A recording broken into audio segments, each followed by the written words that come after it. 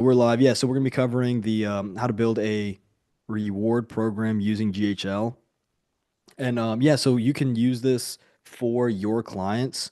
And then I personally don't use the affiliate manager, but I would be, surprised if you couldn't also use it for your affiliate manager or your affiliate pieces because what you're looking to do is you're looking to just use the scoring feature, right? So we're gonna hop into a dummy high level account, and what I'm gonna cover is basically like picking your trigger, right? So if you can have that trigger as like a reward created for your affiliate, or just, they purchased with you, they paid an invoice, they left a review, whatever. So I'm going to show you how we can use certain behavior to basically increase their score. And then with that score, we can give them different rewards and programs, right? And so there's a lot of literature on, I want to say the acronym is, let me make sure I'm right here. I think it's like NPS scoring. Let me make sure I have it right. Yeah, it's net promoter scoring. So basically it's a metric used to measure customer loyalty and satisfaction. And so what you can do is based on like certain behaviors that they do, is that you can score the individual, right? So if you score them high and you're saying, okay, this is like a good advocate, a potential brand advocate, right? And then if you can also score them low with like deterrence behaviors. So like if they're doing things that like if they're leaving a lot of complaints, if they are let's say leaving bad reviews, right? Let's say they're just not using the platform that you're providing them, right? They're not making a lot of purchases. They're not leaving reviews. They're not leaving referrals, or they're just sending poor ones, right? So what you can do is you can then have their NPS score decrease, right? And the benefit of the scoring is not only for retention, because if you score them high, you're going to retain them. If you score them low, you can say, okay, we don't want this type of individual. The greater benefit is actually in understanding who your ideal customer base is, right? If I score you really, really high and I have a lot of people scored high and I have a lot of people scored low, what I want to then do is I can then run basically like campaigns to collect data or feedback from my high performers and my low performers, right? So for example, we talk about in copywriting all the time, like when you qualify somebody or you're trying to pre-qualify somebody with your language, like, oh, we're looking for this kind of person and we're not looking for this kind of person. That data is like really convenient. A lot of people see that being used in content or in copy. They're saying, oh, we want to work with you if you're this person. We don't want to work with you if you're that person, right? And so the scoring not only lets you understand who those people are, but it lets you interact with them, right? So if I say, okay, all of these people, you guys have low scores. What do you have in common, right? What I can then do is I can then run a campaign around trying to get them to engage more. So this will be increased retention, increased usage of the platform. But I can also collect metrics to say, hey, we really don't want these kind of people because you guys are here and you're not doing anything to help us make the product better. You're not using the product and you're eventually going to churn out, which means you're really just wasting our support's time and money, right? On the other hand, if I can identify, like let's say I have a bunch of Omars and I can identify, okay, what do all of these Omars have in common besides their Warriors fans, right? But what do they all have in common, right? I can then say, cool, this Omar's over here, but this Omar's over here, and they're wildly different, but there's something that is causing them to overlap, right? Because they're behaving the same way, or at least a certain way that's indicating a high performance member or user of the platform, right? And then I can craft not only my offer, but my targeting around everybody who's just like Omar, right? So that's the benefit of using the scoring, the NPS in GHL or in any platform that you're using, because when you're doing that again, the number one metric or the number one thing you want to focus on is a positive relationship with your customer, right? A positive relationship with your potential buyer base, right? The second most important thing that you want to focus on is going to be the data that tells you the information, right? So I can't understand how to relate with Omar if I don't first have a relationship with Omar. And there's two points of feedback that we always want to look at, which is what the contact, what the customer, what the client base tells us verbally via feedback, and what they tell us via their actions, which we collect via actual usage metrics, right? So, for example, when people come and say, so university, every once in a while, it's like very rare, but every once in a while, I'll have somebody reach out and they'll be like, I think this only happened twice. No, once actually. This only happened one time. Somebody came in the program and they're like, this isn't for me. I don't really like A, B, and C. I'm like, okay, cool. And I'll hop into GHL and I'll look at like how much are you engaging with the course, and they've watched like two videos. And I'm like, well, of course it's not for you. You don't even know what it says. You know what I mean? Or I have somebody come in, they'll be like, you know, I watched all the videos and I don't know how to do A, B, and C. And I'll go look. And so they're telling you, oh, I've done something. But then you look at their activity, their actions, and it's like, no, you haven't even gotten past video five. So you're just coming to me because you don't want to watch the video. It's like, go watch the video so you can actually learn it, right? So that happens very rarely with Say So because I have that onboarding, which is a really big piece of the program. But for you guys, what you want to look at is basically you have three stages, right? You have acquisition, activation, retention. So acquisition is getting new members, right?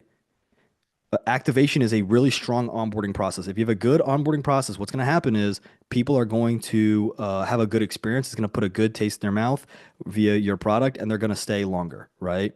And then the third piece is actual retention, right? Because people love to talk about monthly recurring revenue, MRR, MRR, ARR. Oh, I have repeat clients. It's like they love to talk about that, but then when you go into how do you actually retain clients, they have no idea what they're talking about, right? So when we're doing this referral program, which I'm going to show you guys how to set up here, what you're doing is you are gamifying. You are turning working with us into a game, and in gamifying the retention aspect, right? In rewarding them for giving feedback, for leaving reviews, for leaving referrals, for working with you, for buying from you, right?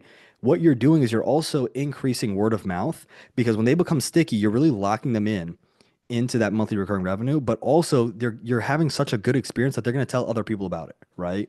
Like my wife, for example, if she goes to, Starbucks or Dunkin' and she's got like nine coffees, she's bought nine coffees, the 10th one is free. She's like, "Oh, I got to go back and get my 10th coffee." And then when she gets it, what does she do? "Oh, I got to restart. I got to get up to my free coffee again," right? They're giving away one coffee in exchange for nine. It's a no-brainer, right? So we can do something very similar here where if we can understand the client acquisition cost of the company, if we know that a company would say, I'm happy spending $50 to acquire a new client. Cool. What if you could give away something for free for $50 and then you are only giving away once they buy nine times, right? So now it's like, okay, when you pay me $950, I'll give you $50 back. You see what I'm saying? So we can gamify this process really nicely, and it really, really does good wonders. And as you see your higher engagers, what you can then do is then you can, again, analyze them as an avatar, create marketing around that individual, and go market towards potential ideal best clients, right? We don't want to market to people that we think are going to be, low quality clients. Why would you want to do that? Hey, I want to bring on loser clients. No, we want to bring on dream clients, right? So let's look at how we're going to gamify this, right? So we're going to hop in. I'm just making a random workflow. If you guys are in Say So University, by the way, this is going into the Say So client snapshot, and you will be getting a free copy of this by Friday. So you will all have a free copy of this. You don't have to build anything extra, but you can just watch it to build it if you want. So let's just hop in and create a workflow. So what I'm going to do is I'm going to do reward workflows, create workflow. I'm just going to do from scratch, and we're going to name this, and you can name it however you want. You can do like REW, like reward, RW, reward. I would do RF for referral, RV for review. So we're just going to do RW, and then I'm going to put 01, right? This is the first review, or excuse me, this is the first automation in the reward workflow, right? And then I'm going to name it, and we're just going to say, let's say starter. We'll just do like first reward, right? So we'll do something like this, first reward. Or maybe we could do like reward program, right? We might come up and rename it, right? So what you're gonna do here for the trigger is you are going to basically, again, you want to gamify whatever actions they want. So what we can do, and before we even hop in there, is let's pull open this sticky note. And Omar, can you see the sticky note on your screen? Okay, thank you. So let's identify really quickly all of the things that we want to incentivize them to do, right? So we're not going to guess like, okay, what do we want to do that says, or, and we can, I'll ask you guys if you're on the call, or you can comment, if you're a subscriber, you can comment on the live. What are the things that you guys would say indicate like your dream client? What actions do you want your dream client to do? And I'll take a sip of water while you guys think for a second.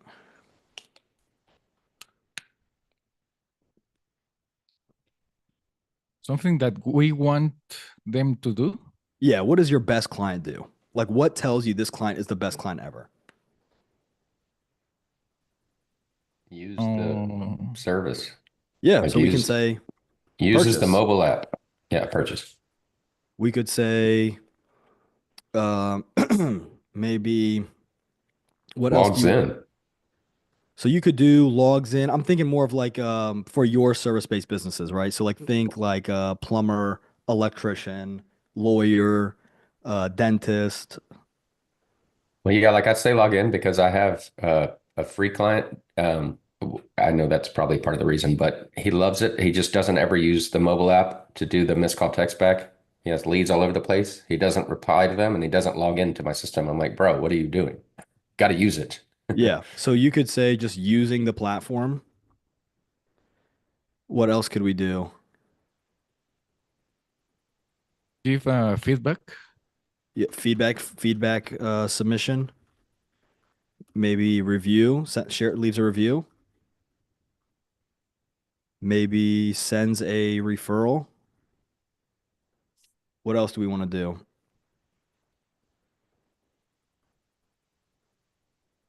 Maybe takes upsell. Okay, upsells. Yeah, that's a good one. Like if they buy your higher package. What about I would say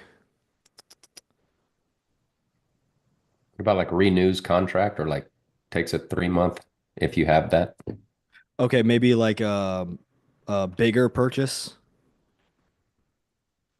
or maybe longer purchase, like Yeah, like longer life cycle, yeah, or like re-ups their contract, like renews, something like that.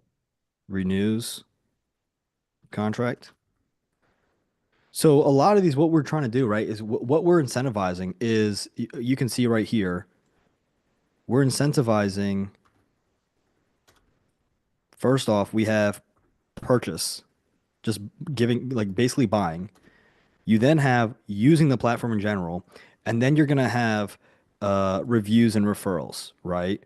We could even do like sends, social proof, right? So this is going to be like your best client. Like they're using the platform or whatever, they're using whatever they're giving them. They're buying and they're giving you feedback to get more clients, right? So either direct feedback, direct private feedback via feedback forms, maybe direct public feedback like a review, maybe they're just saying, hey, you don't even have to get the client, we'll send them over to you via referral, or maybe a social proof, which is going to increase your conversions, right? Before and after, right? Alec went from 300 pounds to 190, right? He looks way better now, right? That's referral. That's going to have other people who want to have that same kind of transformation then opt in, right? So what we would then do, excuse me, is we would then have all of these basically as your trigger, right? They're purchasing, they're upselling, they are purchasing a longer contract, they're renewing a contract, and all these things are going to be your rewards, right? So what we would then do is we would then make all of these as triggers. So let's come to trigger and let's just say we said subscription, right? There it is, subscription. So what you can then do is you would then have a filter and you would say status, and you can say is they activate the subscription, right? So we can say subscription active. They're gonna get a point for that. Then we're gonna come in here and we're gonna go right back over to subscription. And let's say we want to do status is maybe trial, right? So this is like they're signing up and then when they're active they get another point, right? Let's say I wonder if we can combine these. Yep, new review received, right? Review rating is greater than or equal to 4 because that'd be like 4 out of 5 stars, right? So I can put in here all of our first rewards. And so if I wanted to do what I'm going to do then is I'm going to come in here to plus. And honestly, you don't have to do it in this like first reward one. Like for example, let me save this. For the review one, I'm going to delete it and I'll show you why. Because what I can do is we already have our review workflows, right? So I can go to the review workflow. When they have a new plus negative review, We have the new negative review, new positive review, which is just greater than or equal to 4. If we have at the end here, negative or positive review, with the positive review, I can come down here and I can put scoring, oops, modify contact engagement score, and I can give them add 1 point, right? So now they're getting points for being, engaging in the way we want them to. I could also come over here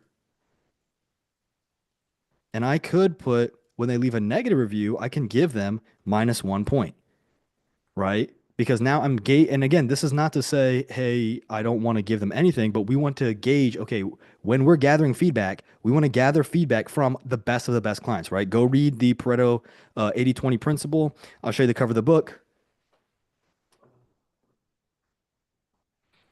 right here. Really, really good book.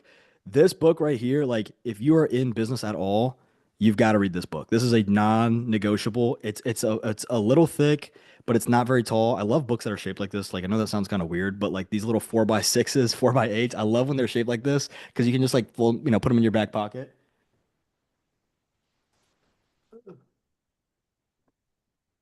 There we go. But that book will basically like tell you that if you don't know what it says, I'll sum it up very quickly. Everything is unintentionally imbalanced. So everything is going to skew, right? If you are really overweight, then you probably have certain junk foods that you love, certain foods that just get you, or you have certain times of the day that just get you, right? If you are um, really sad all the time, there's probably the same kind of triggers that are always getting you really sad. If you're really happy, there's probably the same things that are getting you really happy. If you're really productive, there's probably certain tasks that make you super productive. If you look at your income, like your best clients, if you map out all your clients from top to lowest income, looking at the top 20%, those probably make you more than the bottom 80%, right? And this principle is like just seen absolutely everywhere. Now, again, it's covering an unintentional imbalance, which means if you are intentional, you can balance it out and you can make a lot more money. You can be happier a lot more often. You can eat whatever you want to a degree and lose weight still. You can, work out and only do the workout exercises you need to get muscle and get in shape, right? And you can do the same things that, give you a really deep sleep, right? And it basically says you can do this intentionally throughout your whole life, right? But here, what we're doing is if we can modify this engagement score, so add 1 point, what we're then doing is we're then saying, hey, if I'm gathering feedback to make this better, what I need to do is I need to ask the people who are my top 80% or my top 20%. Because then what I can do is if I can market to the top 80, the top 20%, then I can make ideally all of my clients my best client ever. And then you could even fire all of your negative clients, right? Now, that doesn't mean I want to be really clear before we move on. I want to be very, very clear here. That doesn't mean somebody gives you bad feedback and you go, grumpy, you're fired. No, that's ignorant thinking. Okay. What it means is once you've identified, and you'll see how we're going to do that. Once you've identified that this client is not the great client and we can't do anything to improve this, then you're saying, okay, I can't work with this individual, right? Or this individual is not a good fit, or I don't want to gather feedback from someone who's complaining 24/7, right?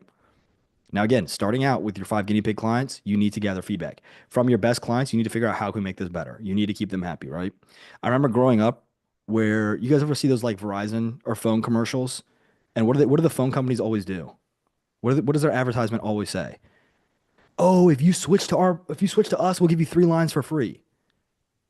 Anybody seen that? You'll get a new device when you switch to us. And you know what I always wondered growing up? I'm like, what about the existing people, the existing users? Because if you only watch the marketing materials that were put off by Verizon, Sprint, and Telos, you guys remember these brands? Frog Wireless, right? AT&T. If you only look at their advertisement, what is the best thing that you could do? The smartest thing you could do if you just look at their advertisement is switch carriers Switch. every 1 to 2 years. Yep. It's the smartest thing you could do. There's zero retention effort. So this is how you can counter that for your clients and for your business, right? So right away we've got the point system, and so this could be like we could maybe even change this to like 1 point rewards. That's what I'm going to change that to. 1 point rewards. Whoops.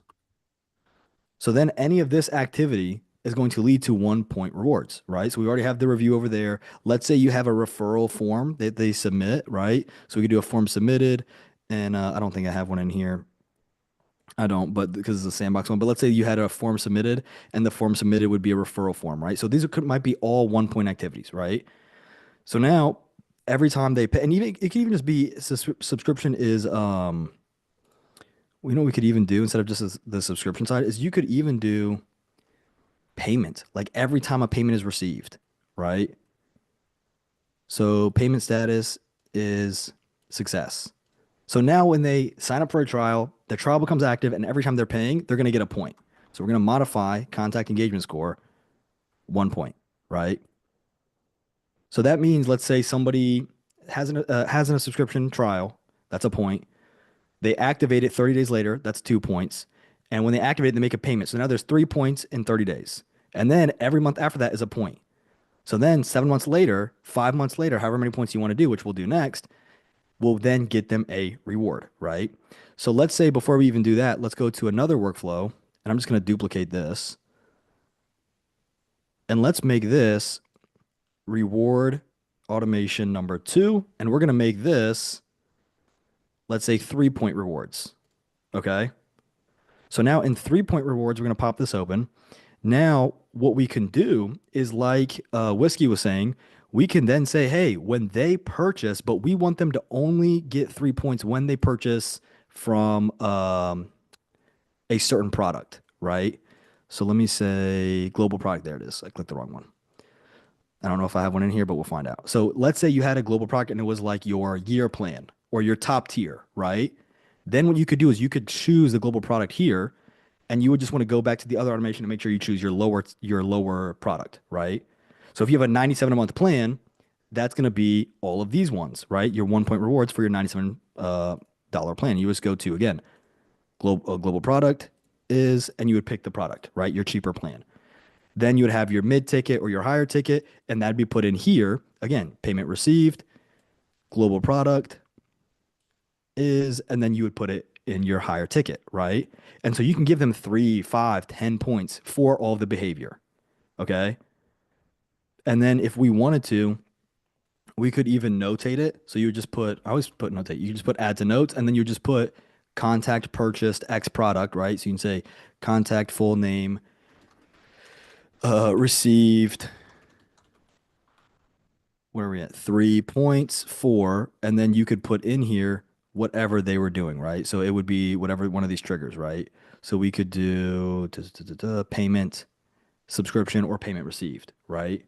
Or we could do both, right? We just do payment received, and you can max that, or you could even do, let's say we want to really be specific with our note, we could do an if else, and then branch one would be subscription status is trial active, right? I could do another one where I'm doing, let me just change this one to maybe it's, do I only have those?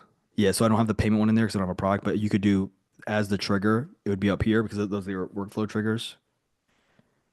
Is, there we go, payment received, right? So then if I have it as payment received, and you could duplicate this and do it for subscription created, subscription trial active, then you could do note because it's specifically under this branch.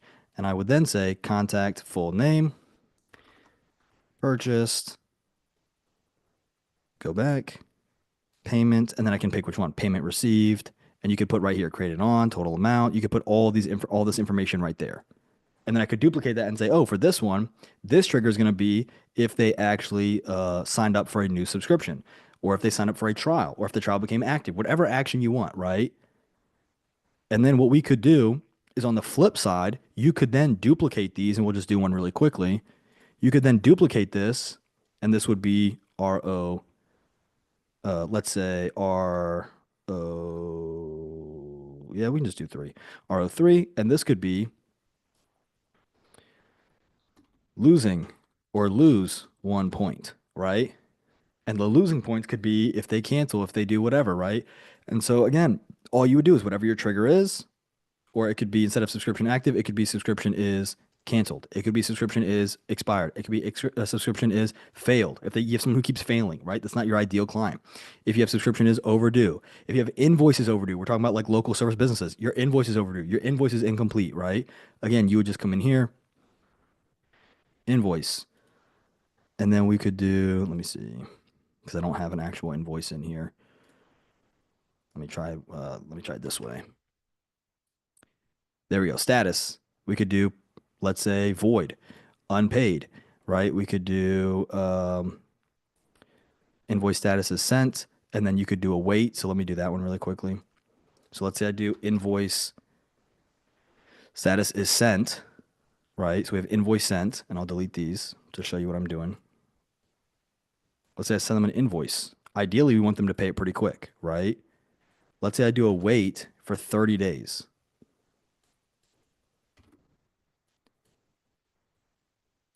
And if they don't pay within 30 days because they didn't pay for whatever reason, we can then subtract points, right? If they do pay, you just have another automation that says when invoice is paid, first action would be removed from this workflow, right? Because if you don't remove it, they're going to get hit with a minus points. So here's how, that's just how you would add or subtract points based on their activity, right? Now, how do we actually create rewards? So what we're going to do is start from scratch. And this is very easy. Add new trigger. And this is just going to be contact engagement score. That's it. So now it's going to be score is, let's say, equals to, and let's say I want to reward them at 5 points. Or let's say I want to reward usage, or I want to reward first time activity, right? So maybe the first time they do anything, I give them 1 point. Like as soon as they get to 1 point, hey, congrats, you just got a point. Here's how this process works, right? So now they're being introduced right away to the reward program. So it could be contact engagement score, and I'll put here 1 point. Or I'll just say contact reached 1 point. And I'll show you why I'm doing that. Then what I can do is I can come over here. I can do the exact same thing. I can say contact. Let me just change it to score. There we go. And let's say the next one I want to do is 3 points.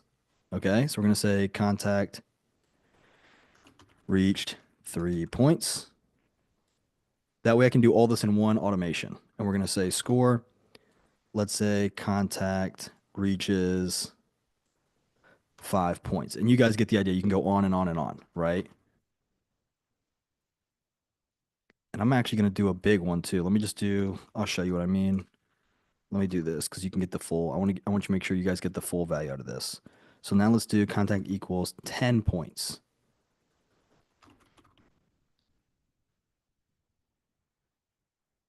So now what I can do, are you ready for it? This is gonna be really cool. We're going to do an if else.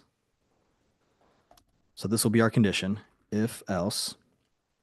And we're going to put here 1 point, and we're going to put workflow trigger is, oh, it does this sometimes. Hang on. Let me cancel, save. I got to save and refresh it. Let me do that. Does this sometime with the work. For some reason, for me, it's only with the workflow triggers that it will do this. All right, let's try again. So now we go conditions, if else. We're going to put workflow trigger is, there it goes. So now they're going to put 1 point, right? And we're going to name this 1 point. And we're going to duplicate this, and we're going to do 3 points. Hey, Francisco, what's up, man? And then we're going to duplicate this, and we're going to do 5 points.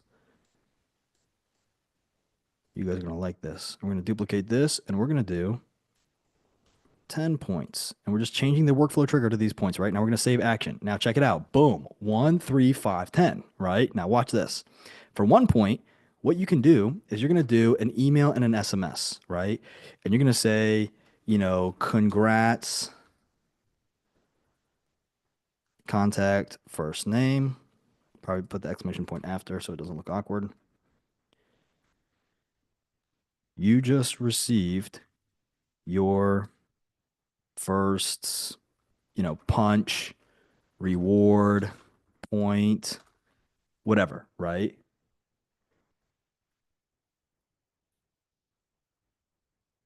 You'll get rewards when you reach 3, 5, and 10 points. You get points by being a great customer, right? You just explain like, hey, here's how it works, right? And then you can do an email that says, hey, here's how our point system works. Here's a video on it, right? Now, when they get 3 points, what you can then do is you can have an SMS and you can say, You've reached 3 points. Bring this SMS in next time to get a free XYZ, right? So now we can say, hey, when you show this SMS, you're gonna get this free XYZ. Or you can say, next time you come in, you'll get a 15% discount, right? Something like that. And then what you can do is you can then add a tag, and the tag can just say, you know, 15% discount next time they come in, right? So you can add tags that say, hey, you get this discount, or you can send them a promo code. You can do whatever you want to do. You can, I don't know if we can do it here. I think it's like discounts.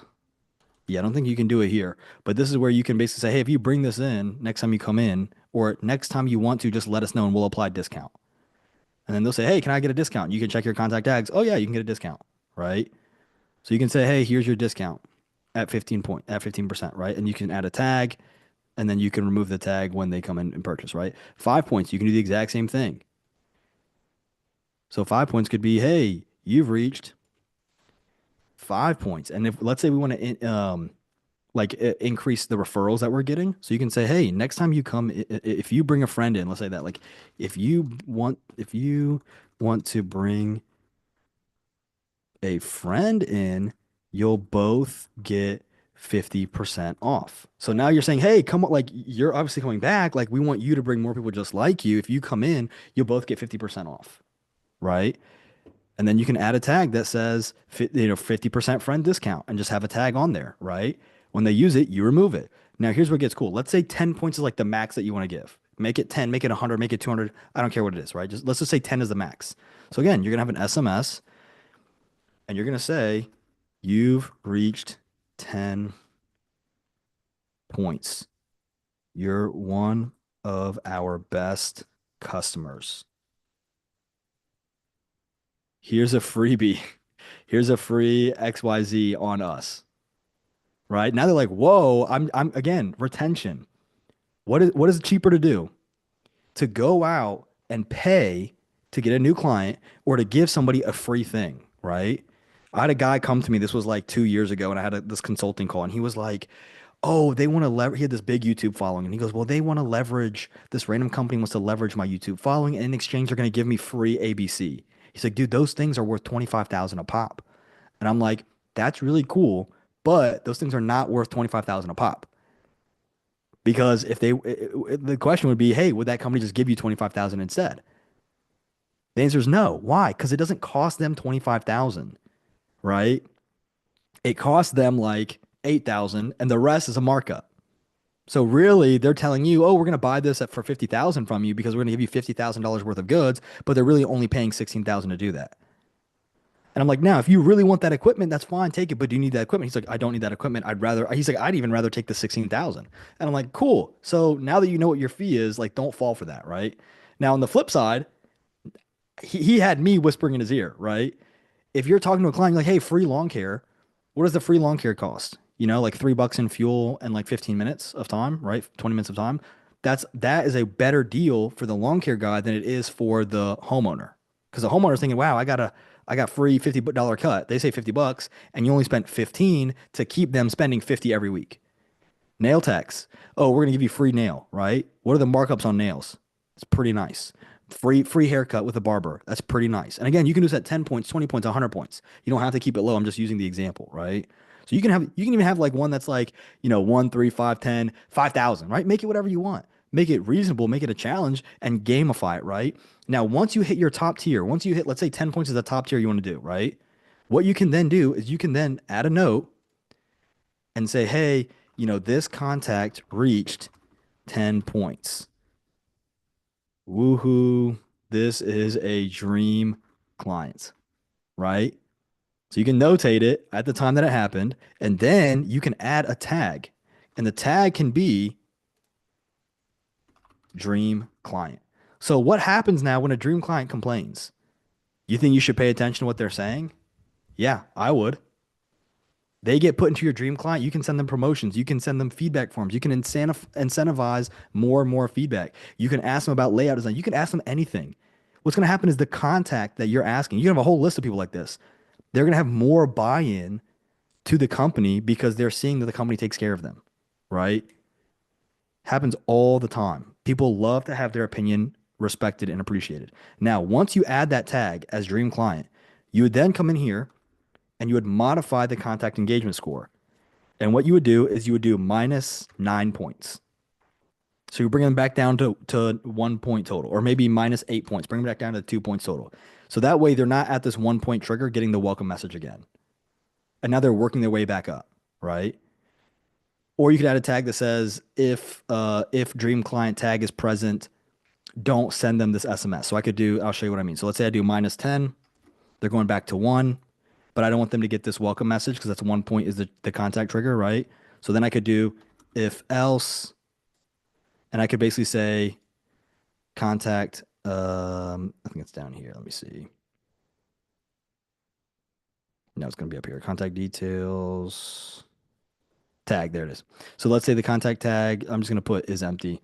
Then what I would do is if the contact tag is empty, then they get the welcome message. If the contact tag is not empty, they don't get the welcome message because I don't want to tell them, hey, welcome to the point system. I'll be like, bruh, duh, been here, done that. I already got the 10 point thing, right? So now you have this as your reward system, right? And I could then, again, reward. I think we're on 0.4 right now. And this could just be your rewards, right? So now what I can do is I could then duplicate this. I could duplicate it. And this would then be reward 0.5. And this would be basically like, let's see, decentivized clients. Yeah, it's not going to let me do that. So let me say, let's say like unhappy, unideal, you know what I mean? Like bad clients, right? So this could be unhappy client, notifications. So I'm not going to tell the client, hey, you're our worst client ever. Right? I'm like, hey, you guys suck, right? But what you can then do is you could say, okay, now instead of reaching 1 point, the trigger would be basically we can try equals, -1. Can I do -1? So won't let me do -1. So okay, that's fine. That's what I was gonna say. We can do basically less than 1. Or let me see if it'll let me do less than 0. Yeah, less than 0, right? So now if they're going below, we can tag them, right?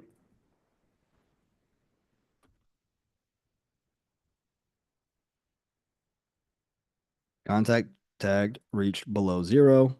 We can delete these.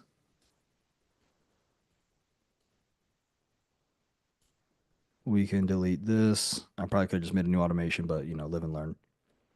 So contact reached below 0, and then we can do an internal notification. Because again, we don't want to tell them, na boo boo, you guys suck, get out of here. No, but we can do an internal notification that says you have a grumpy client. Try to fix it, right? And we can put in here, contact full name is unhappy, or contact full name, is doing things that we don't like, or however you want to gauge that, right? Now, one thing I would love for them to do would be maybe we could say, everybody gets a point when they have that trial. Maybe just equals to 0 would be like, okay, you were at 1 point, you lost a point, right? So we'll say reached 0. And then the second trigger could be score contact reached below 0. And then this trigger would be score. This would then be less than 0. So we could do that, right? Maybe when they come in, right? We said a new trial gets a free point. They get the point, they're not in 0, right? You get a point. Hey, welcome. You got a point just for signing up. Here's how it works, right? If they hit 0, again, what you would do is if else, we'll see if it does it, because I told you guys it always does this to me, is, yeah, see, it only saves 1, reach 0. Let me save and refresh, and then we'll see. Maybe if I just save it, maybe I can be lazy. There we go. I can be lazy. Perfect. So contact reached 0. That would be okay. You're going backwards already. And then this would be below 0. And then this would be reach below 0. And then you can say, okay, if you're at 0, how can we try to fix it? Or what can we do wrong? Or how do we, mediate it? If it's below 0, you can add a tag like not great person to work with, right? Now, anytime you're adding a tag where you're going from positive to negative, the step before that should be remove tag. So if they're a dream client and for some reason they start failing, dropping out, doing all this bad activity, when they go below 0, we want to have the first tag be, or the first action be, sorry, remove contact tag and then remove dream client, right? Because now they're not exhibiting that behavior. And then you would add unhappy client or I don't want I'm not trying to like, label them, but again, you want to be able to segment them based on behavior. And this is how you would do it. And you would have internal automations. If they reach below 0, you could do, okay, how do we fix this, right? One thing I would love to see GHL do for the really the segmenting would be having these equal to actually be like -5, right? I can't put a negative there. It's not letting me. So let me try. Can I break the system? Oh, oh, did I break it? All I did was I had to type it up here and then copy it in. Did I break it? No way. No way that actually worked. All right, there you go. Yeah, so if I want to do -100, Nice. I know, watch. I'm going to get a blow dart to the neck. You're going to see like Sean dragging my body away. So -100, there you go. So now you can say, okay, if you're at -100, like, what are we doing, right? There we go. I knew there was a way to do it. And I was like, I couldn't remember. So we could do -10, right? So we can say reached -10. There we go. So now the condition would have to be reached -10. I have a quick question on that, if you don't mind. Yeah. So if you're able to do that, right, like through that kind of workaround, how do you know, or how are you able to are you able to test it to see to just ensure functionality? Yeah, what you could do is you could just immediately go in and behave like a horrible client. Okay. Yeah, I would definitely test that to make sure they don't have patches around it. But what I'll say is like sometimes the way their fields, like their intake fields, don't work. Like for example, if you create a survey, and in the survey, you try to format it like this. If you try to go like I make between, for example, I saw this with the credit scoring. I had a credit scoring client, and they're like, let's say you're between a 760 or 740 was their number to 800, right? And so if I had the views like that, and it was like the next one was like 620 to 740, and then it was like 500 to 620, and then I would think it was like what's the lowest you can have? I think it was 350 to 500. So when I format it like this, the formula in the surveys actually just did the math on these. So it wouldn't let me do a drop down. But then I had to reformat it like this. Hang on. It was like something like this. Or no, it was, you know what it was? It was this. I had to do this. I had to go below 500. I had to like word it out. And I was like between 500 and 620. I had to like word it out. And then I saw somebody else doing it and they had a way where they could like space it out and copy and paste it in. And that still worked for the form. So yeah, I would definitely test it. Worst case scenario, you can do what we just had, which was um, basically below 0 and 0. But yeah, I would definitely test this out. Worst case, anybody below 0, less than 0, which we could do. I would then basically say, okay, what behavior are they doing wrong? Because remember, once you're below 0 too, like getting points shouldn't be the hardest thing ever, right? Getting points is like your subscription is active, you're making payments, you're leaving reviews, you're sending referrals, right? If you look at how you would do referrals, basically what I do for referrals is I will send them a form or a survey, and I'll say, oh, like if you want to leave us a review or refer, if you want to send us a referral, fill out this form, and it'd be like your friend's first name, your friend's last name, your friend's phone number, your friend's email. When they click submit, the trigger is survey submitted or form submitted, and then the action would be modify contact engagement score, add 1, add 2, add 3, whatever. But yeah, I would test everything out. Like for example, I have a company that I'm a co-founder with, and we're testing out like order submissions. And so like all of the next 2 weeks are basically just going to be doing order submissions in a way that don't create a new contact. And it sounds like really simple, but it's like the workaround of setting it up in their system the way that they want it presented. But yeah, like yeah, good point. Like I would test absolutely everything. But right there, I mean, you've got your reward workflows. Getting points, losing points, getting rewards. I'd say yeah, lose 1 point. Yeah. And then sending your SMS or emails. Where do I have that? I think it was in the 3 point. No, it was in reward. Sorry. There we go. So then your emails and everything. And what's cool is like let's go over to Claude really quickly. So Claude is a really like Claude is just like ChatGPT if you're not familiar. The you can see I have the professional plan. You don't really even really need it. Claude is like one that like drives me up a wall because it is so good at copywriting, but it like limits what it will give you. So you have to basically go paragraph by paragraph, even on their professional plan. But what I could do, right, is let's say somebody give me an industry, and I'll show you how we can do like a reward like copy for it really quickly. I'm gonna sip my coffee. Accountants. Perfect. So if we're doing reward language for accountants, we probably want to come across as professional, but still conversational and humble, right?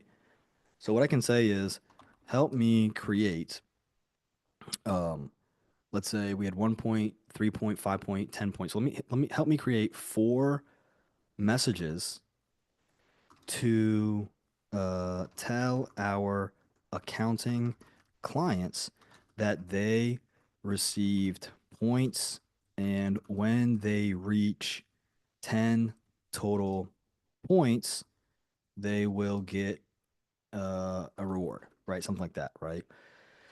We want to contact them at 1, 3, 5, and 10 total points. When they reach their first point, we want to explain the point process, which incentivizes payments, reviews, and referrals. When they reach 10 points, we want to give them something for free. Use a tone that accountants would use with their clients. I'm not even going to give it like direction on that in terms of the tonality, just to show you kind of what it will give us to the start, right? So let's go ahead and create it, and then we'll see what it gives us. All right, so let's see. We're excited to let you know. Boom, boom. Reward points with firm name. We've introduced this reward program to show our appreciation for value clients like you. You can earn points through timely payments, leaving us a review on Google or Yelp, referring new clients to our firm. And it even gives you like different point examples that you could use, right? Once you accumulate 10 total points, you'll receive a complimentary service from our firm. We'll keep you updated as you go. Great news. You've now earned 3 points. You're making excellent progress towards a complimentary service at 10 points. And you can say, like, okay, what's a service you want to throw in there? You mean like, what do you mean the service? Like, what service do you want to give your client for free if they hit 10 points? Because right now it's saying a complimentary service. Like, we can replace that with something. Oh, gotcha. I would just figure out a way to automate like a email to give them a barcode for free coffee at like Starbucks or something. Okay, so you could do free coffee. You could do, let's see, maybe like financial projection, like some kind of like additional service or 10% discount on like your higher tier service, right? So we could say, um, substitute the complimentary service with, let's say, a free audit, right? Just something, it's a bad example because they're probably getting, the system done by them, but let's say it's like a free audit, or we could say like a free, financial projection. Let's just say that, right? Again, this is a pretty weak service because I don't work with accountants, but you can say a free financial projection. And then let's format these for email. Um, let's format these for email. It's already pretty much in an email format. And use a little bit more of a conversational tone. I don't like the deer in the front and in the beginning. It makes me think of like those those like VAs or whatever. They're like, "Hey dear, I've got this for you." Maybe I just have PTSD, right? So it'd be like, "Hey, client name, some exciting news. You just earned your first reward point with us. We wanted to tell you about our new rewards program that helps us show our appreciation for awesome clients like you. Here's how you can earn more points. Pay your invoices on time. Leave a review, blah, blah. Once you hit 10 points, we'll create a custom financial projection for you and your business completely free of charge, normally valued at $1,000. This kind of forward-looking analysis can be super helpful for planning your business growth. We'll keep you posted. Hey, client name, just want to let you know you're now at 3 reward points. Nice work. You have 7 points to go. Keep it up. Halfway there, you've hit 5 points. Remember, so you can basically just come in there and you can use this as your subject line. Your email, of course, you have to reformat this for, contact dot first underscore name, right? Not like these open brackets. And this would be user dot first underscore name, and then this would be location dot name, right? But there you go. It's just giving you You're your emails to copy and paste you're saying this is what we would build out for our client, or you're saying for your this is what client. we for our client for their customers? Right. That's why I was asking what industry you wanted me to do. I'm sorry, I got you. I was thinking about my agency to my accounting clients. I got you. Sure. Okay. So we could So this say is this is for them. now you could say now redo this for my digital agency to my clients, the accountants, and the free gift should be, let's say,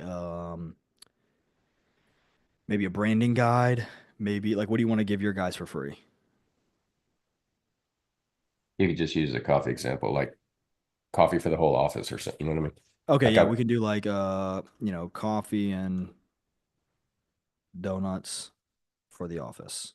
Yeah, I'd probably recommend having the gift more aligned with trying to get them to purchase more or along the rewards, but that's still not a bad one if they're going to the office already, right? gotcha. Yeah, that makes sense. Yeah, like or like a 30 days on my higher tier package so they Yeah, there you get go. So let's try that. Let's just say now, let's do this. Now let's try coffee and donuts at 5 points, but I also want to give them 30 days free on our premium offer at 10 points. So we can do like both, right? nice. Yeah. You'll earn your first reward at 5 points, a coffee and donut party for your entire office. Then at 10 points, you'll get a free 30. There you go. 3 points, almost coffee time, right? There you go. And you could put this all in, right? And then once they hit 3 points, right? So once they do 3 points, it could be like your email, which would be that language, right? So we could do like, email. Check this out. Yeah, okay, this is a good example, right? So let's do email 3 points, right? And I'm just gonna copy it over.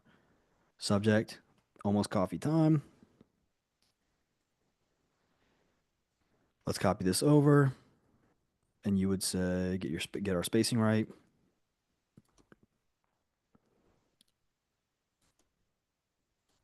And then what we're gonna do here, oops, is we're gonna substitute this out. So this will be contact first name. This will be user first name. Oop, calm down. And this will be account name, right? So then we can save this. And then what we can do is we can do a task. And once they hit this, we can create a task that says by contact full name with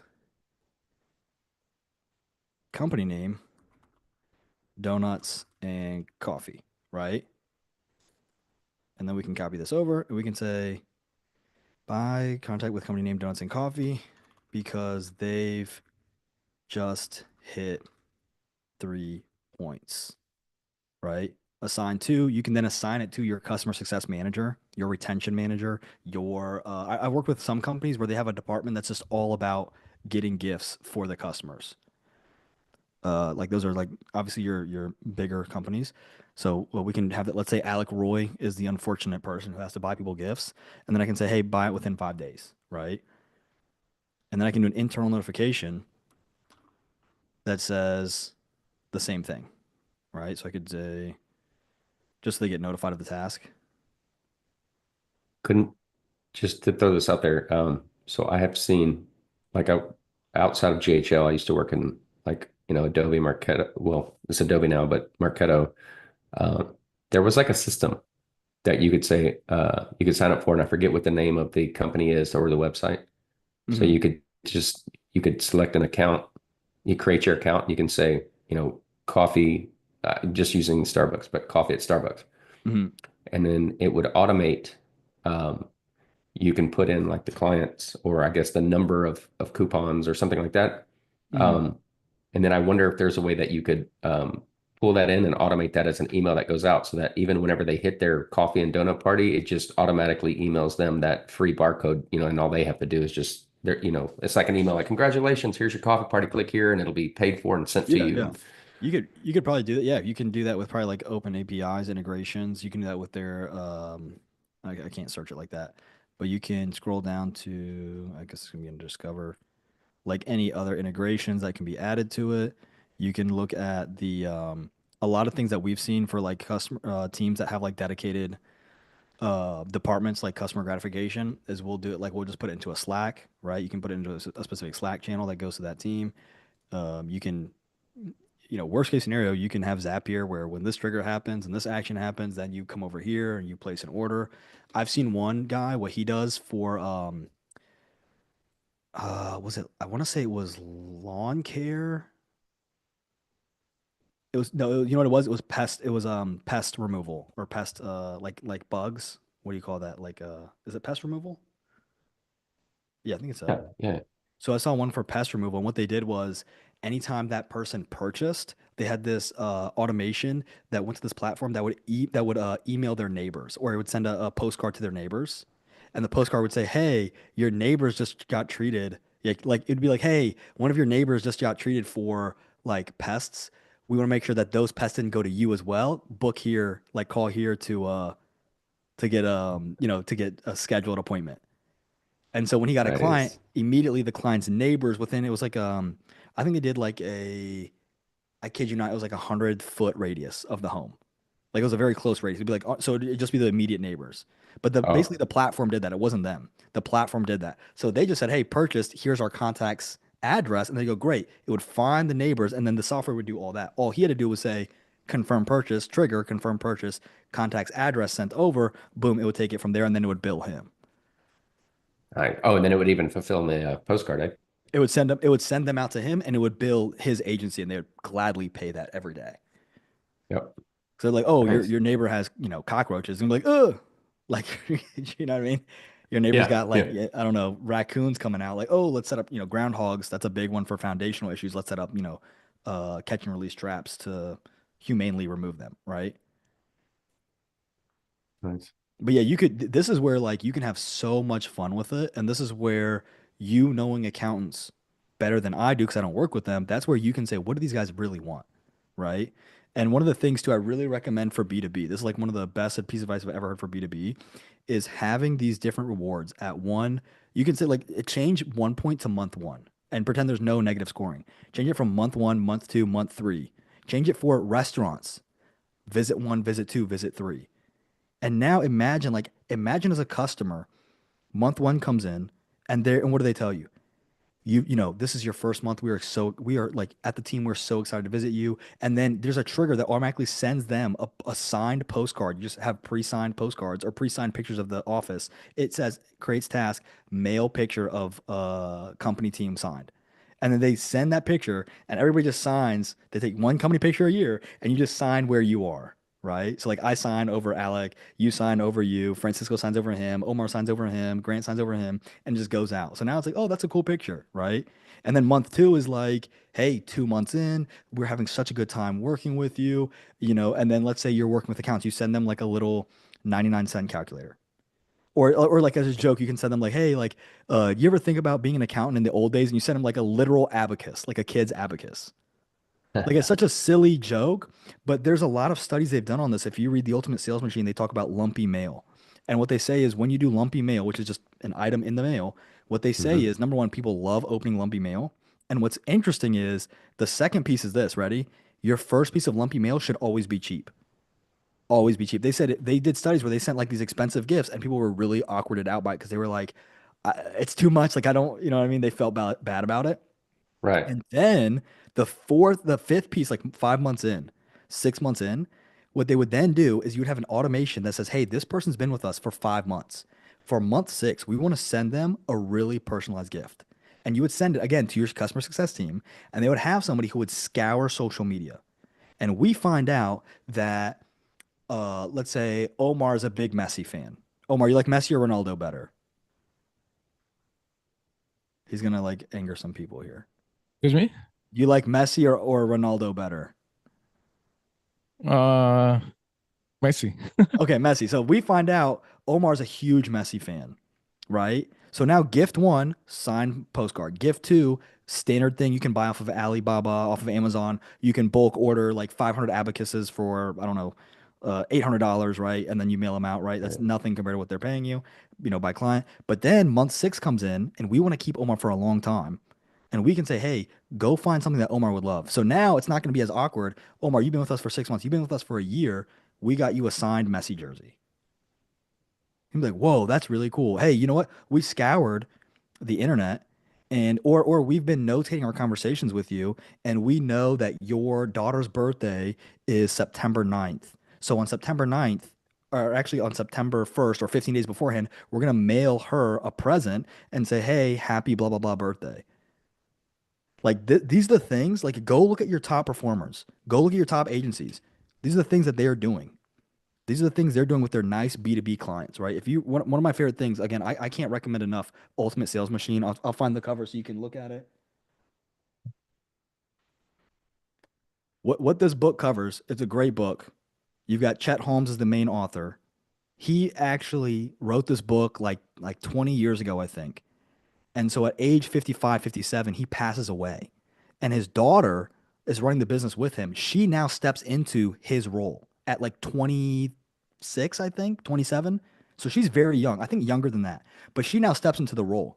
And what's cool is that she's like, all this responsibility is thrust onto her. And she steps into it. And she like, at first she's like nervous and shaky, but then she goes, stop. Like, I've lived with this man, Chet, her dad, my whole life. She's like, I know how he thinks. And what do kids do if not think they know more than their parents? So then she goes, I'm going to try my own things. And she knocks it out of the park. Like, absolutely knocks it out of the park. And what's cool about this book is you have this view from 20 years ago, right? So it's very evergreen. But then Amanda comes along, the daughter, and she modernizes. She goes, hey, here's how I would apply this. And here's how we did apply this 20-year-old, 40-year-old advice today. And it's cool because I'll see if I can find a page. So you see here, you see this gray section here. So the white is the dad's original book. This is the original book. She then adds her parts and she says, hey, it's like she's talking to us. She's like, hey, we're reading the book. It's very emotional in my opinion. She's like, we're reading my dad's book together and I'll give you some like random tangents when I feel like I want to modernize the information. So to me, it's really, really cool because it's like this father-daughter duo. But at the same time, the knowledge in there, dude, it's killer advice. Like what they talk about is at one point they say, like, you guys know how I talk about niching down, right? I talk about niching down all the time. They go, niching down is not enough. Like, these people are nuts, okay? They go, we create a list of the top 1,000, the top 100, the top, I kid you not, one client we want to work with. We don't say, I want 100 accountants. We name them out by accounting firm.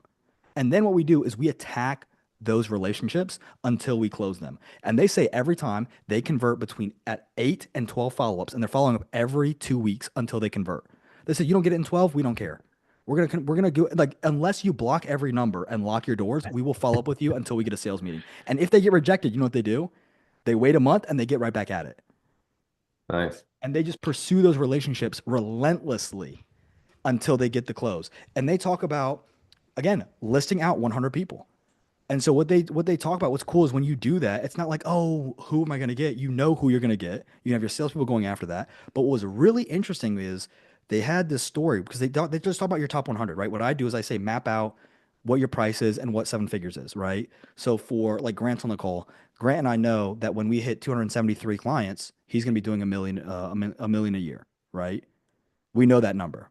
273 times, I think it's 273 or yeah, 272 and some change Yeah. times 319 because that's what we're charging right now, right? Hmm. Once we hit 272 clients, 273, that's a million a year in revenue, right? So we know we have in his group over 270 people. So those are our top lists that we're attacking every 2 to 4 weeks. Every 2 to 4 weeks using the exact same process I show you guys. And he's like, yesterday he goes, I got 2 calls. Yesterday afternoon, I got a third call. This morning, I got 10 conversations going because he's pursuing the same relationships over and over and over again in a non-pushy way, right? And so what's really cool is in the ultimate sales machine, they're just talking about finding your ultimate number. And the ultimate number just means you have to know them. You can't just say, I want 1,000 clients. Who? Who are they? What's really cool, because people talk about numbers and clients and everything all day long, right? What's really cool is there's a story in there where they said they go to this OEM, this original equipment manufacturer, right? And they go, we do, guess what they did? They do when they do consulting, guess what you do when you do consulting? 80/20 principle. Who are your top 20? So they mapped out top client, income they're bringing in, and then second top client and income, right? So they're basically just saying client income and they're sorting it highest to lowest. That's all they're doing, right? And then you look at your top clients, and you know what they found? They found their top client was bringing them in 100 million a year in revenue. Okay. They had 70, I want to say 74 clients. I have the number wrong. I'm pretty sure it's in the 70s or 60s, but let's just pretend 74. Okay. They have 74 clients. He goes, client one was making 100 million in revenue. Clients 2 through 74 were bringing in 10 million in revenue total. Now, they then said in the next column over, how much did it cost to maintain this client? Because they basically just divide all the clients. And the number one cost in any business, if you guys don't know this, is always middle management. It's always middle management because you have the people who are doing the work, you have people steering the ship, but then you have to have the people who manage the people. Middle management is always the most expensive because if you have a smaller team, the leaders can kind of manage the workers, right? Or the workers are going to be very, very highly paid, right? So middle management is always the biggest thing. So they said, if we fire, this is a true story, if you fire clients 2 through 74, you're going to lose 10 million in revenue. You're going to save, I think it was like 20 or 30 million in expenses or something like that, right? And so they fired all those clients. They leaned out their team completely. They have one client making 100 million in revenue. Then what they do, and I have the numbers wrong, but you can find it in the book. Then what they do is they go, let's make a list of one other client just like them. Because then you can have two clients, 200 million in revenue. That's better than 74 clients, 110 million in revenue. And they go out and they find a client, I think it's worth like 250, 300 million. All they do is they follow up, follow up, follow up, follow up, follow up. Now, one of the biggest metrics that we talk about in marketing, in ads, in anything is what? We talk about client acquisition cost. How much does it cost? CPA. Yes, yeah, yeah. What is your cost to acquire a new client? What is your cost per click? And we're like, oh, how do we get it low? And when your client is bringing you in $300 million, how much money do you think you can spend? You know what I mean? So they Nice. said to close this client, they spent more than most people's agencies make.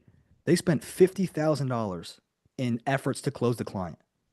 They talk about at one point they want to close one client. Think about think about this from a dating perspective, okay? Because it's very similar. They say they threw a party, they threw a whole event, they created an entire event, okay, to market to these people, and they invited everybody. But of course, they invited that one special client they wanted to go on the date with.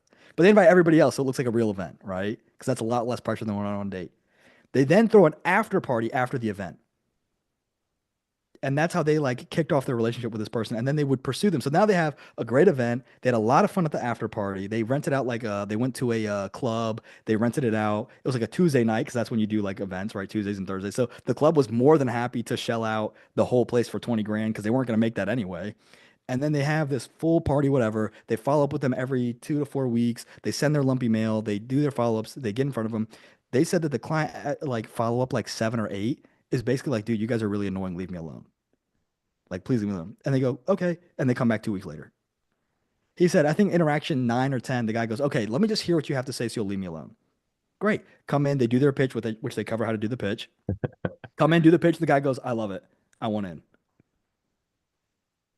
And right then they spent, I think it was like 50 or $60,000 to convert this massive client. And so it becomes really interesting taking that approach.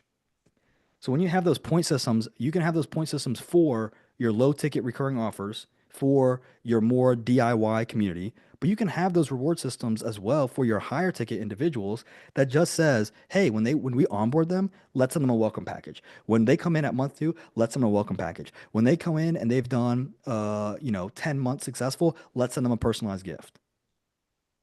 Right? And you could argue like, okay, Alec, well, couldn't I just do like, they signed up, add a year, do it? Yeah, you could do that as well. I want to incentivize like my top clients who are paying me, and I still want to segment them. So you could do either or. But that's gonna be like the top guys. They have phenomenal relationships. If you're getting What good was the case book? studies, yeah, go ahead. What was the book on the that had the kind of the breakout of that process that they? Oh, in the Ultimate Sales Machine. Yeah, Okay. this one is really dense too. I like really dense books, like where they feel like instruction manuals.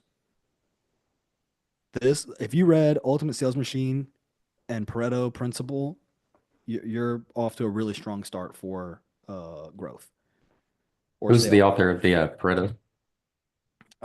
It's Robert. I don't know how to say the last name. It's Koch. Okay. Now Coke. that one, I'm telling you right Mhm. now, that one is a very engineering driven approach. Like they take an engineering driven approach to finding happiness, even. Like it's very mathematical. But I like it because it's like, think about how practical it is, right? It says like, when you're happy, write down why you're happy and what you're doing.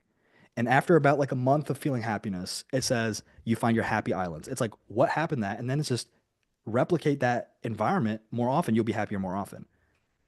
And it sounds like so stupid, but it's like, that's actually good advice.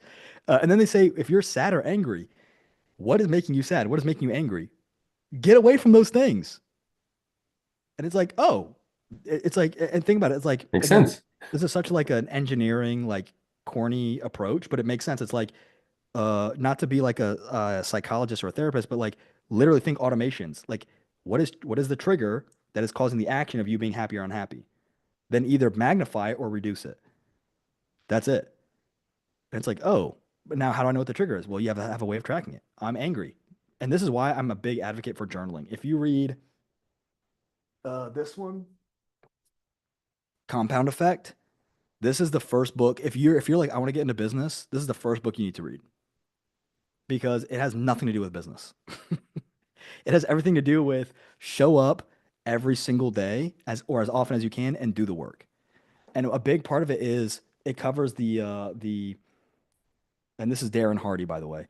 It covers the behavior that Olympians do. And basically, what they say is Olympians are human the same way as the rest of us, right? Now, you can argue, Michael Phelps has a ridiculous wingspan. You can argue that, of course, right? But the principle is if they execute at a top level and you're executing at a top level, but it's not a physical level, then your body no longer becomes a restriction. So now it's like, well, what are they doing to be perfect or really good at what they do? And they say you have to have an opening routine to your day. You have your work in blocks, which I cover in the video I have coming out Friday, and then you have to have an ending routine to your day. And the ending, and he calls these your bookends, right? Like on a bookshelf, how you have a that holds a book up. And at the end of your day, you know what he says? He says, you journal how your day went, and then once you're done with that journal, you're not allowed to work anymore. Your day is over.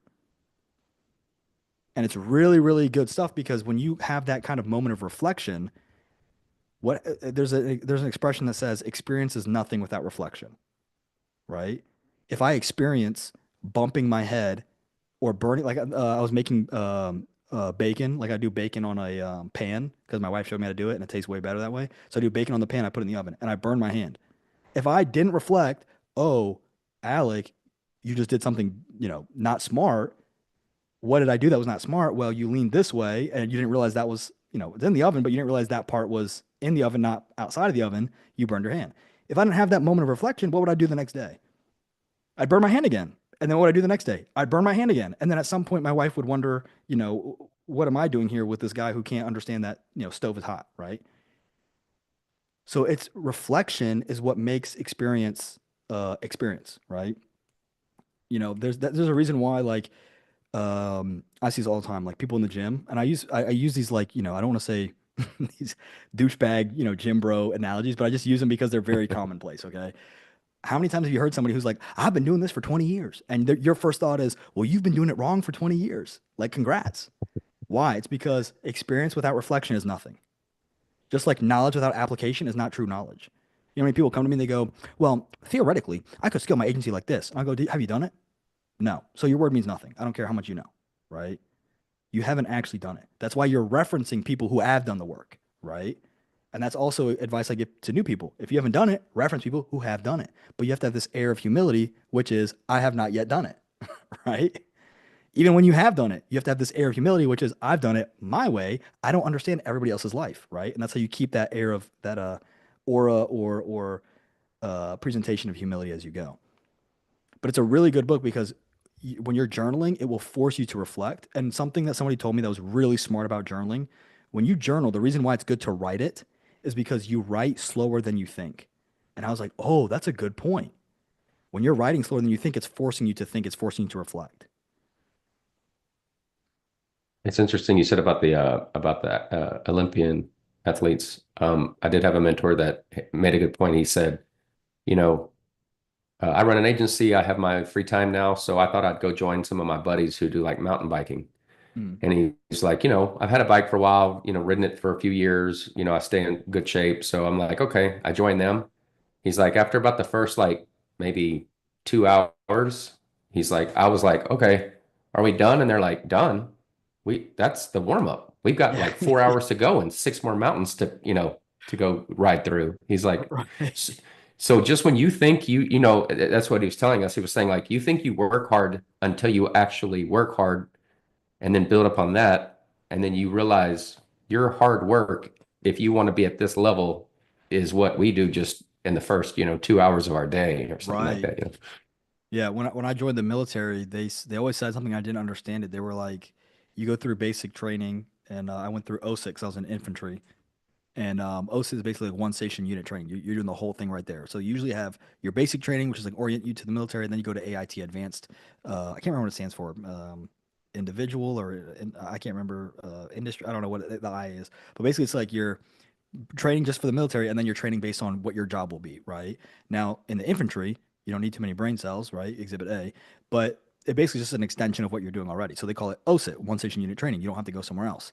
And what they tell you in OSIT all the time is this will be the hardest thing you've ever done in your life, and it will be the easiest thing you ever do in your military career. And I was like, how does that make sense? And they're like, because up until now, you've never been pushed this way.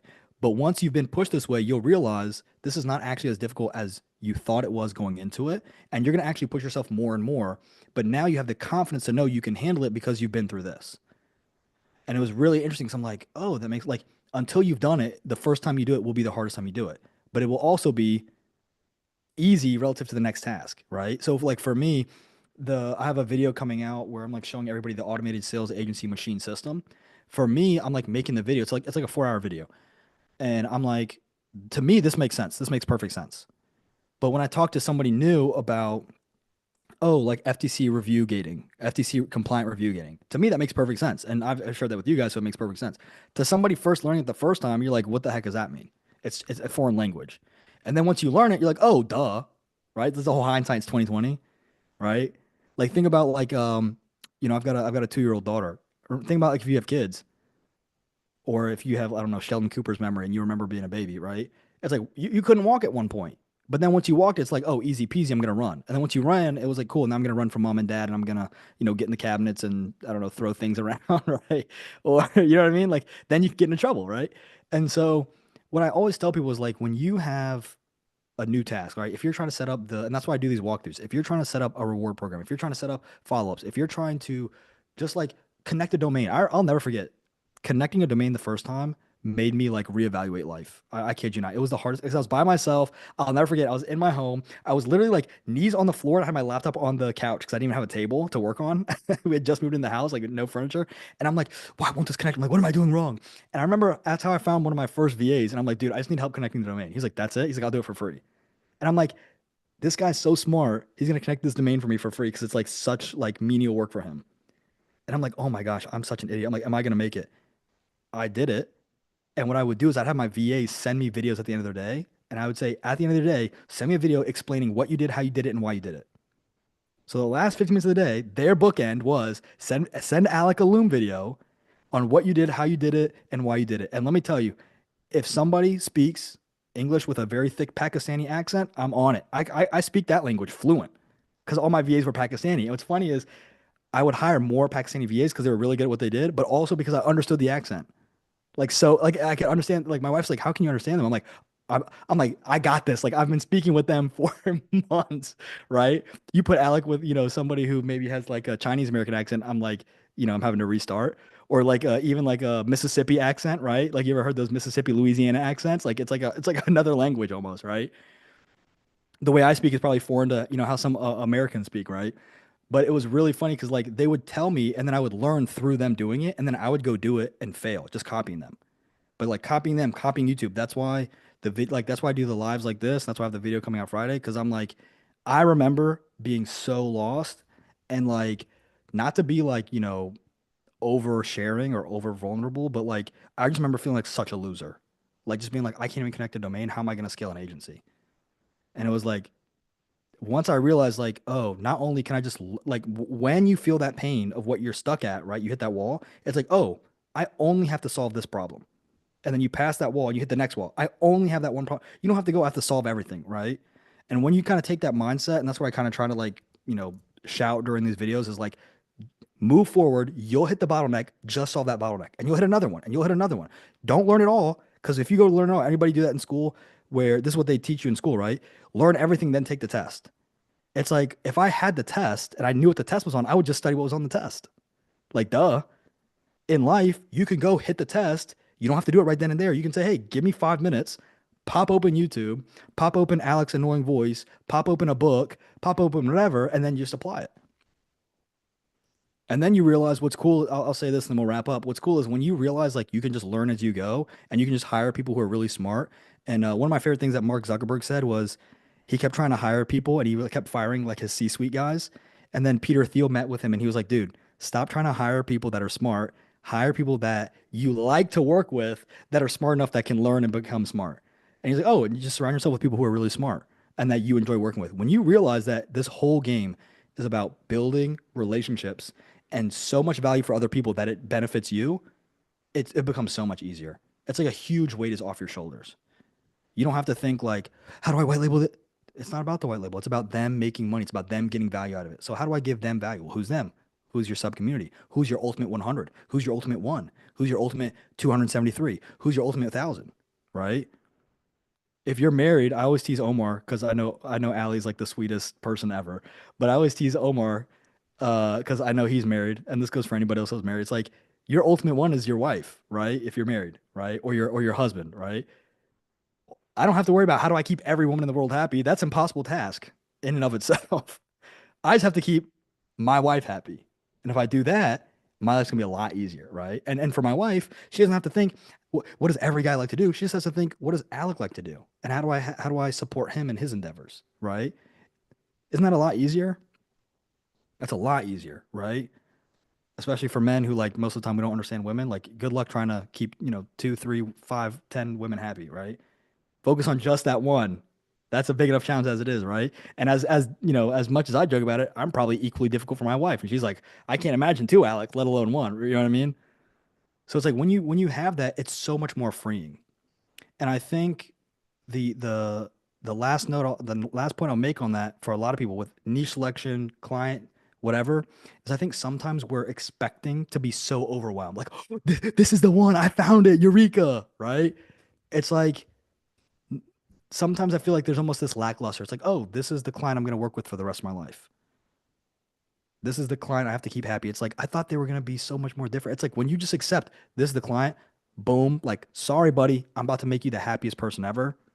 If you just accept that and then move on to it, I'm not saying you don't have to love your clients, but if you treat them like the king and the queen that you want them to be perceived as when they work with you, you'll keep them a lot longer, right?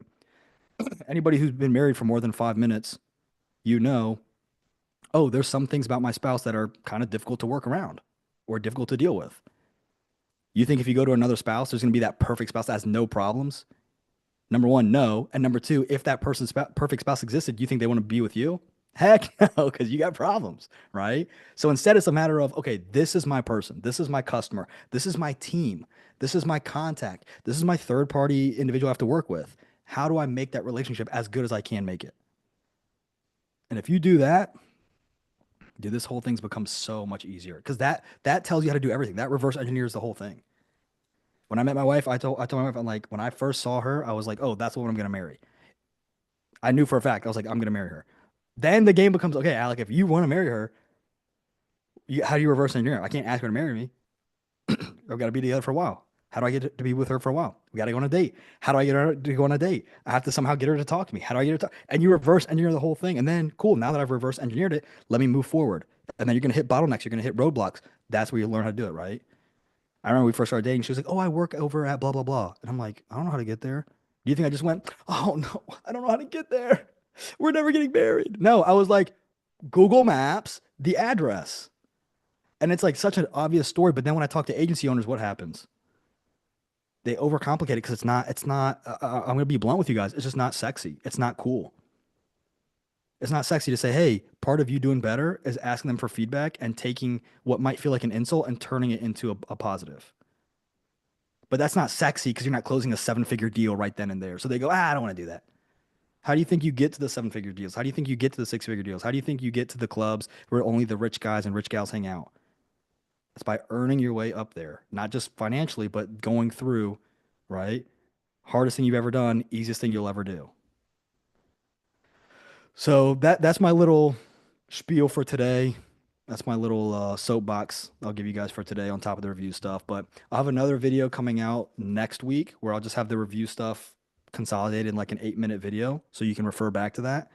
And then you don't have to come back for the live. But do you guys have any questions before I hop off?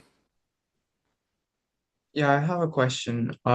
It's about accountants, but on the other end. So can we can we have like invoices from from our clients' customers go to an accountant through Go High Level? So client's customer would send an invoice, but then the accountant would see it. Yeah. So for each service that my client does, Mhm. it will send an invoice to the accountant so that they can file for taxes. Oh yeah, yeah. Let me You see could here. integrate with QuickBooks too, super easily. Yeah, you could do that, but I think also what you can do is in settings, email Yeah, but what configuration. most people do is they just send that to the accountant and No, no, no. There's another way you can do it. Mhm. Title and terms. Where is it? Where is it? Notifications is Yeah, team notifications. And then invoice payment successful, You invoice just payment assign it. failed, auto payment failed, auto skipped, and you would basically email. You can change your preview here, by the way. It'll show you a template. Give it a second because it loads a little slow. And you can update it here. But there's a,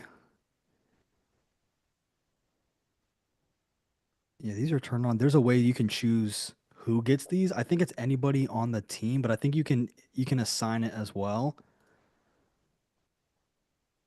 And then for a few other things, there's a place where it'll show you like additional emails and you can tag their emails in as well. Let me see where Okay. it's like is it in here?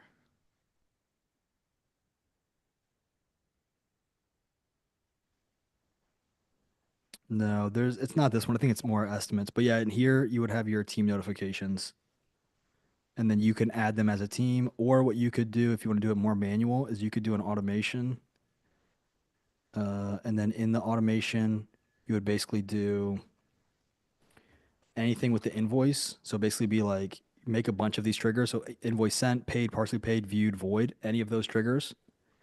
And then the action would just be, email the accountant. And then what you would do is you would do, or not email, sorry, internal notification, email, and then the user type would be a particular email, custom email, and then you just put the accountant's information.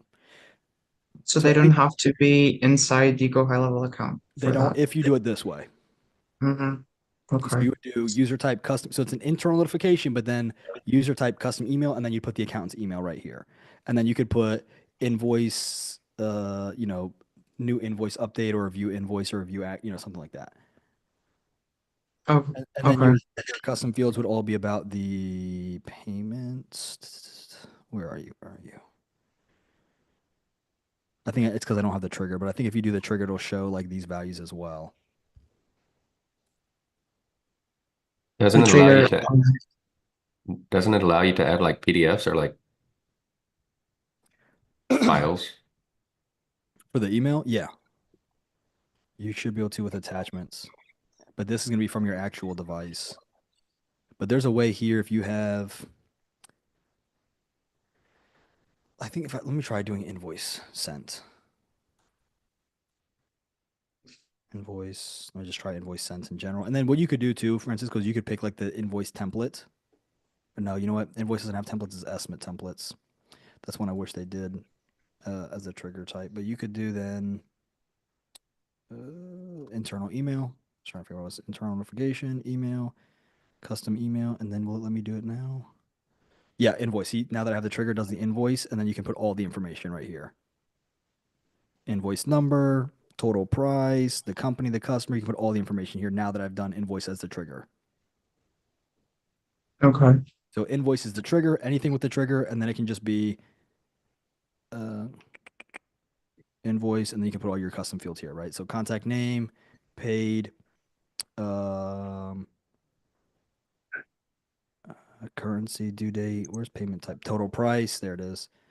You can see all this amount, total amount, currency code, look at all this stuff, amount due, amount paid, so you can have that all sent over. Also, Okay. Yeah, you can send the URL of the document. Are you asking me? No, actually you can use URL. So they can open the complete invoice and see all the details. Oh, even better. Yeah, that's a way smarter idea. Mm-hmm. That's a way smarter idea. so I could probably just send that to the accountant for each client that my client has. Yeah. Mm-hmm. Because Okay. it'll have, like Omar said, it'll have all the details as long as they're using the invoice feature properly through them. So you could say like, hey, accountant's name, right? Let's say it's Bob, right? New invoice updates from, and then you can put account name because that'll be like your client's customer's name or your client's company's name, right? So new updates from Kevin's electrician, right? Or Kevin's electrical services, right? And we can put please review here and then invoice URL. Thanks. User first name. And then we can just copy this. So this would be like, hey, Bob, new invoice updates from Bob's electrician or, Bob's electric store. Please review invoice here. Here's a link. Thanks, Bob, Bob's store. Right. Okay. Um, and I could probably just like integrate that with payment with a calendar with their services and they can just pay there. I can do that as well, right? Yeah, you could do that as well if you have like a paid appointment. But what I do, let me see. Yeah, I don't have it in here. What I do is I basically do on-site inspection. When they do the on-site inspection, if they close, then we have an automation that says send estimate. If they approve the estimate, it will automatically send the invoice. Once they pay the invoice, invoice is paid, that triggers it. So all your guy has to do is just send the estimate. wait, so if the client wants to client wants to pay, uh So your they guy, can do all it he right has to away. do is send an estimate, right? So if it's like a custom Okay. job, he sends an estimate. Now in settings for estimate, payment settings, where is it? Might be an invoice, but there is. They just added this. I wonder if I don't have the updates on this one, but they just added this where. Let me go back to invoice. Hang on.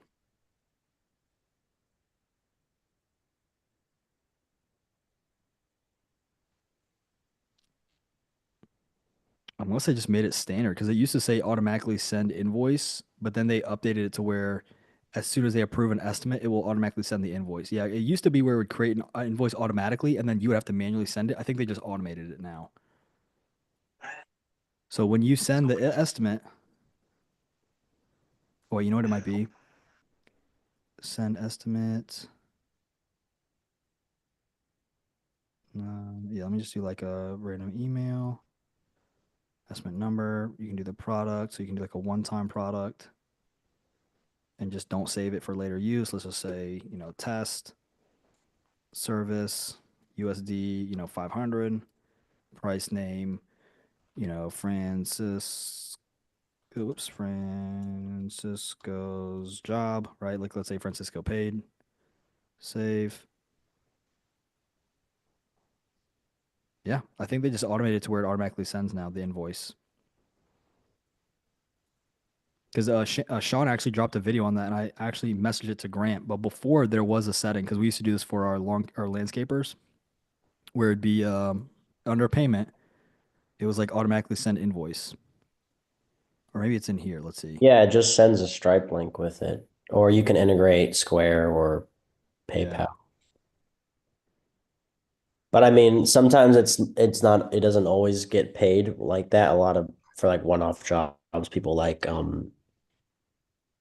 checks and things like that. Yeah. Well, once you have the invoice, you can mark it paid. So if I had an invoice, Yeah, exactly. you can mark it paid. I can't do it here, but if you had an invoice, you can just basically say mark it paid, like manual payment, and you can even do that on the mobile device. I'll show you real quick. So you have your point of sale. I don't know if you guys can see that. You know what? Let me see if I can do a hang on. The benefit of this is that you can have them do it mobile. Can you guys see my Apple like dock? Mm-hmm. Okay, good. So let me go to phone mirroring.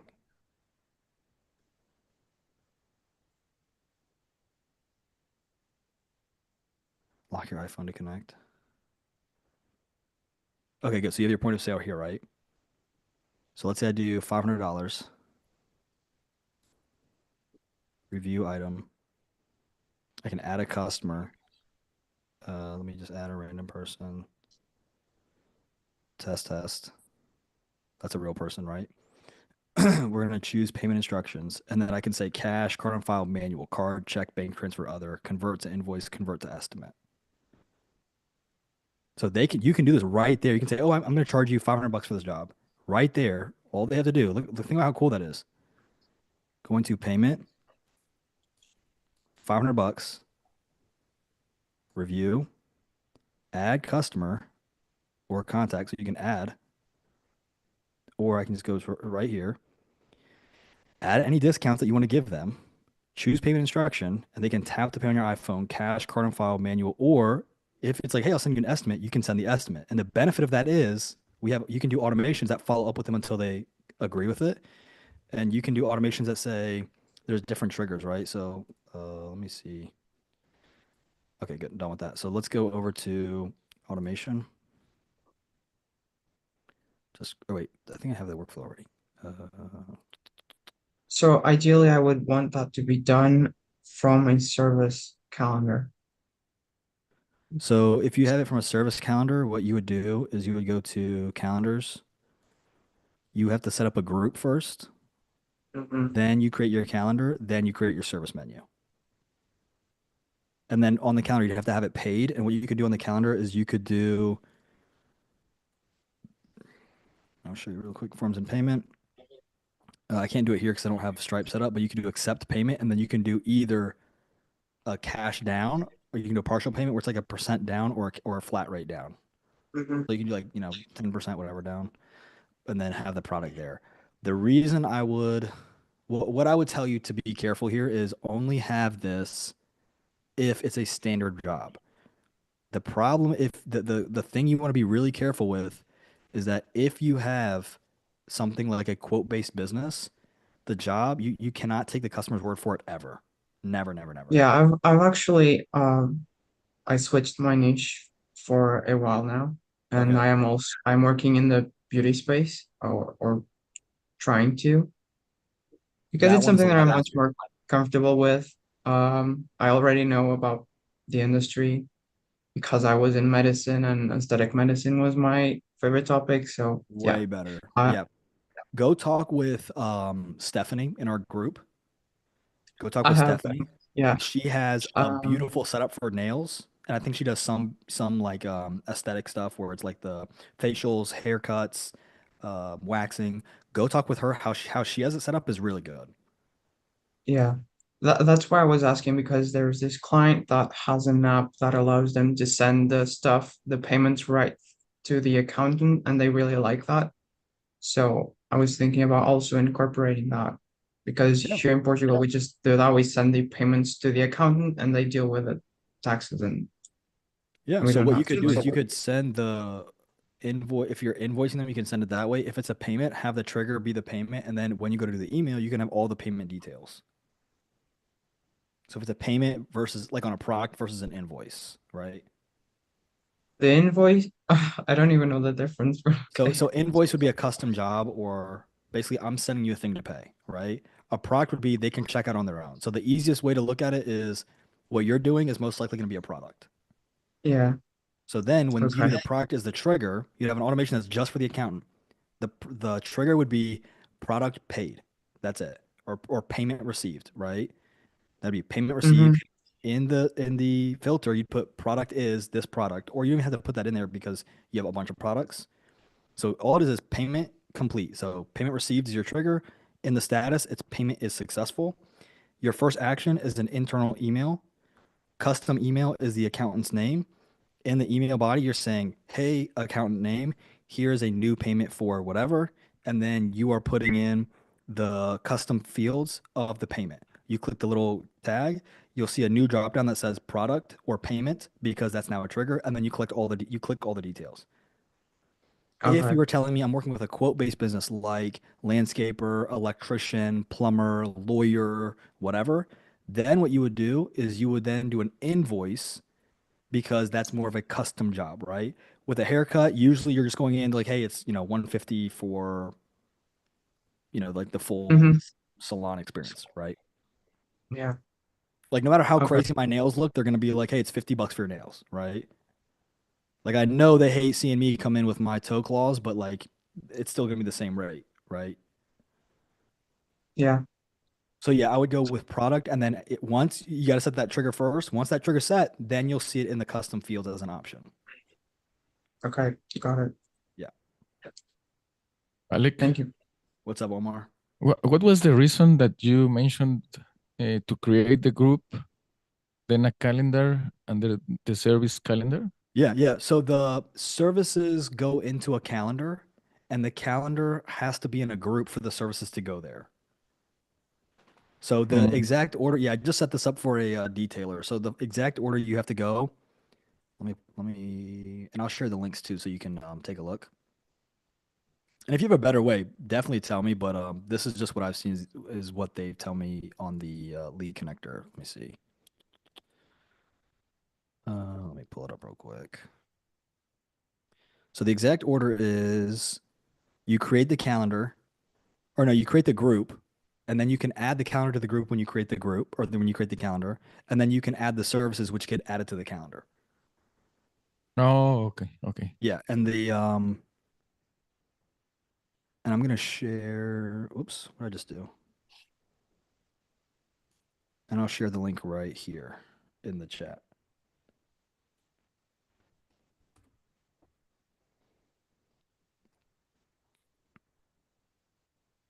And again, that's going to be if you have pre-established products where the price is not going to change.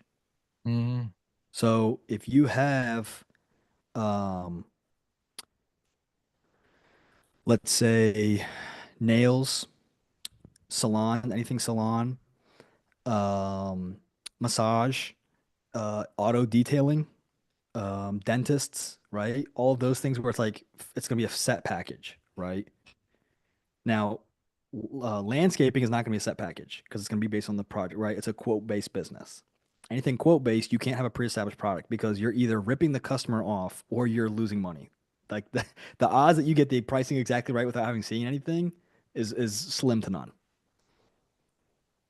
If I were to offer a discount, what would be the best way to do that? Do I have to change the calendar? No, I think you would do coupon codes that they can then Oh, okay. apply. Yeah. And that's why you have to have it as a product because with a product you can do the coupon code. Hmm. Let me see if I can send you a link on that. I'll have to find it and message you later on it, but yeah, basically you'd have your discount or coupon codes. And then in the product where they go to the checkout, you'll see where it's like a spot for like any apply any discount codes.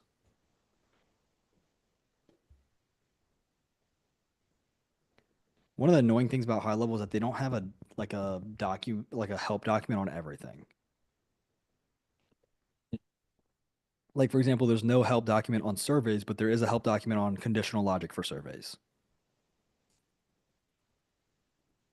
So I'll share my screen again really quickly. Payments up here, coupons. And then you can create a coupon. Active, scheduled, expired, create coupon, coupon name, the code you want them to use, what type is it, percentage or fixed, what's the window for your start date and time, what's the thing, are you going to limit the total number of times the coupons can be redeemed, are you going to limit it to select products or offers, are you going to limit it to one use per customer, do you want to apply it to recurring future payments if applicable, right? And you can pick all your things here. But see, if you go to here where it's literally called coupons, high level, nothing. Maybe under all, maybe we can search it and see if it gives us anything. All right, so we have how to create coupons.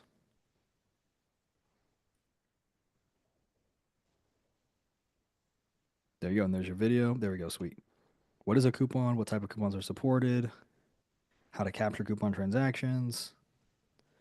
How to create and add coupons to products. Percent fixed, we just looked at that. Capturing transactions. I want to see, are they unique? Coupon codes are unique and no two coupons created. That's good.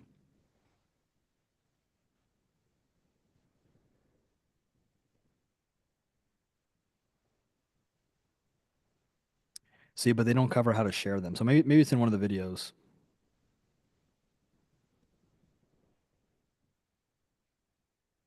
Yeah, I'd want to see how to actually share the coupon with people. See, I've never done the coupon part because usually everything I'm doing is quote based for my businesses, where it's always unique, and then we can manually add it. So I'll do a tag where it's like, hey, when you go to place this order, please add a 15% discount because it's going to be, based on that. But I could technically do it with those percent fixed coupons. But again, usually I'm doing like one coupon for one person when they do one type of behavior, right? Now, if you're doing a promotion, then for you doing something like, some kind of, esthetician work or esthetician work, that'd be a really good idea to look into.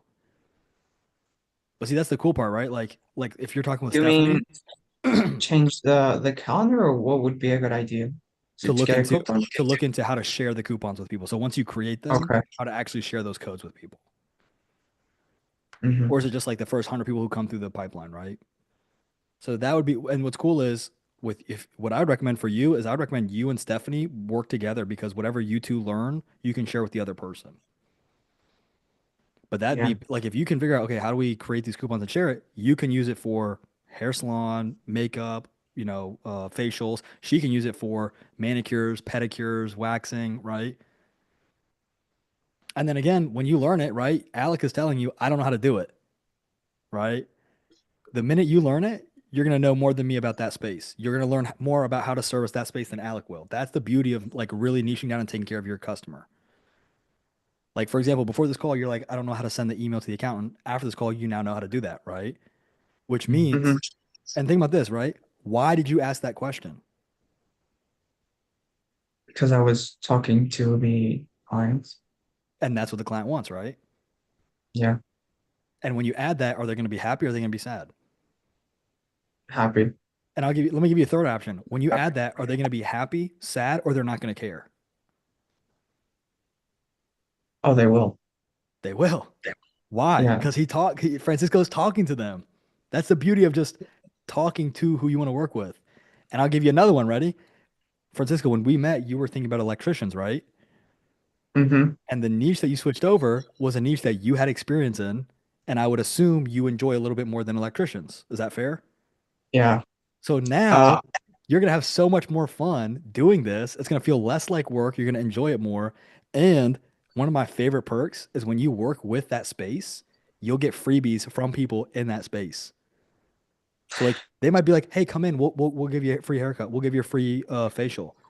We'll give you a free I don't know all the things they do, right? Maybe eyebrows, maybe a massage, maybe depends on the different clients, right? mhm. We'll Yeah, I give you made a free switch products, for right? yeah, I made a switch for two reasons. One, I realized that I'm also the niche that I choose because I have to feel the content that I'm putting out. I have to feel like I'm part of the environment, and that wasn't happening. Even though I did so much research in the electrical space, I still felt like an outcast because I Hmm. have no actual experience dealing with electricians or electrical stuff. Hmm. And then the second thing was when you spoke about opportunity and how we have to stay away from that. That was one of the main factors why I chose that first niche because there is a lot of opportunity there. But but once I realized that I was just chasing an opportunity and I should focus on something that despite being more competitive, I know I can leverage. And yeah, once that clicked, I started working and the flow just went better. Yeah. And that's something like if you watch my first couple of videos on niching down, that's where it's like I cover like what's the one where you're gonna have the most amount of fun that you're gonna enjoy. Because like I work with agencies. That's probably the second most competitive space to be in. The first most competitive space, fitness, by far. By far. Fitness, diet, anything like cooking, working out, like that's a crazy space to be in.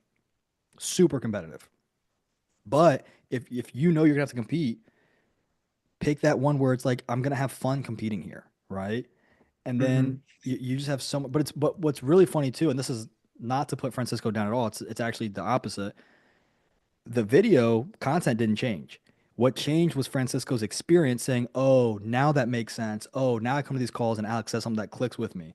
So that's the for people watching who might not be in Say So, the benefit of being in Say So is that you can have a conversation to where now what I've been saying this whole time clicks. But the second benefit for everybody watching, this applies to everybody watching. If you're thinking I'm going to put out too much free content and they're going to take my stuff. Notice again, it didn't click for Francisco until he participated and worked with me and then said, "Oh, now it clicks." Because he worked with me. That free content's been out there the whole time, right? But it's a matter of putting out that content to establish yourself as the expert. So then the Franciscos come to you, then they talk with you, then it makes sense for them, and then Francisco's going to take off, right? So the free content, when you're putting out all that free content, sometimes you as the content creator are like, I'm putting too much out. If you guys see the video that's coming out on Friday, I'm sharing like the full automated sales agency piece. That's still gonna ride over a ton of people's head. And I'm gonna get people who join the community who pay me to work with me one on one. And it's all right there, but they're gonna want me to help because again, it's gonna make sense to me and not to them. Or it's great, that's really cool. How do I apply it to my space?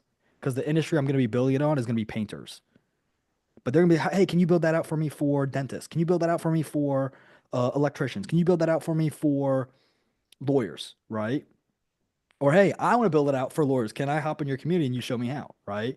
Even though it's all gonna be there, again, what happens is if you give it all away for free, you then charge for the stuff that takes your time. Right?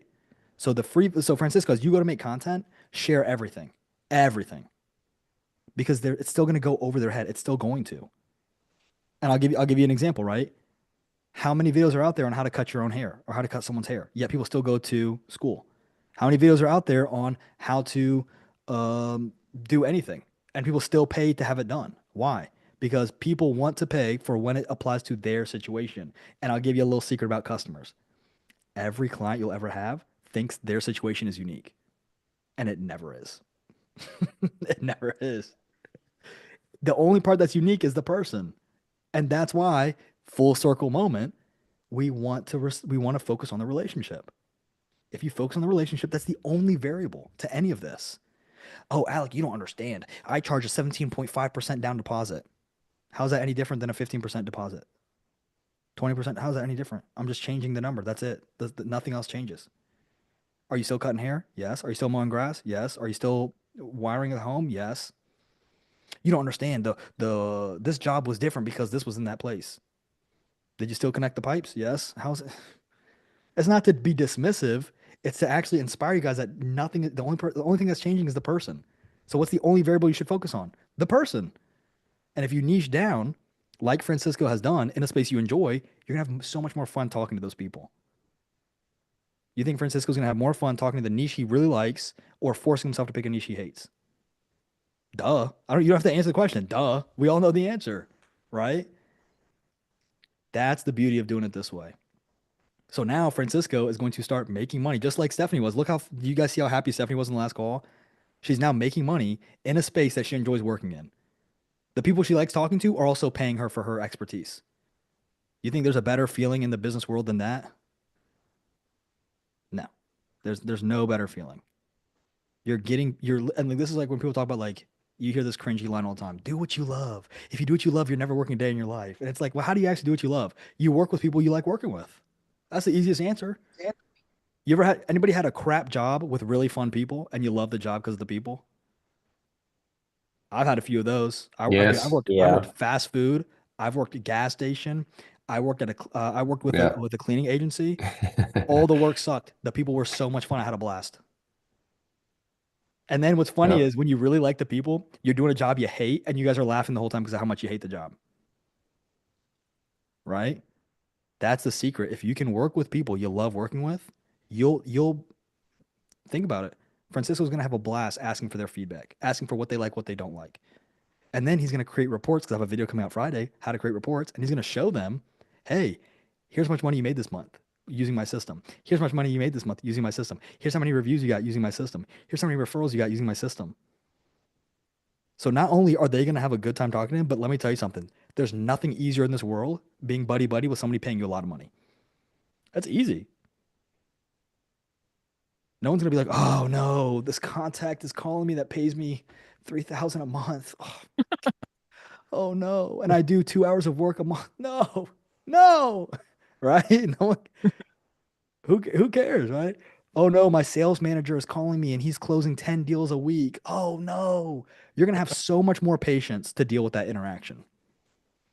This is the secret. That's the secret. That's why I tell you guys for the past several months, the number one most important metric is, or the number one most important thing in a business is the relationship. Profit is a symptom or a metric of relationship. And the hardest part, Francisco, tell me if I'm wrong. The hardest part is picking your niche. Yeah, It's the it hardest is. part.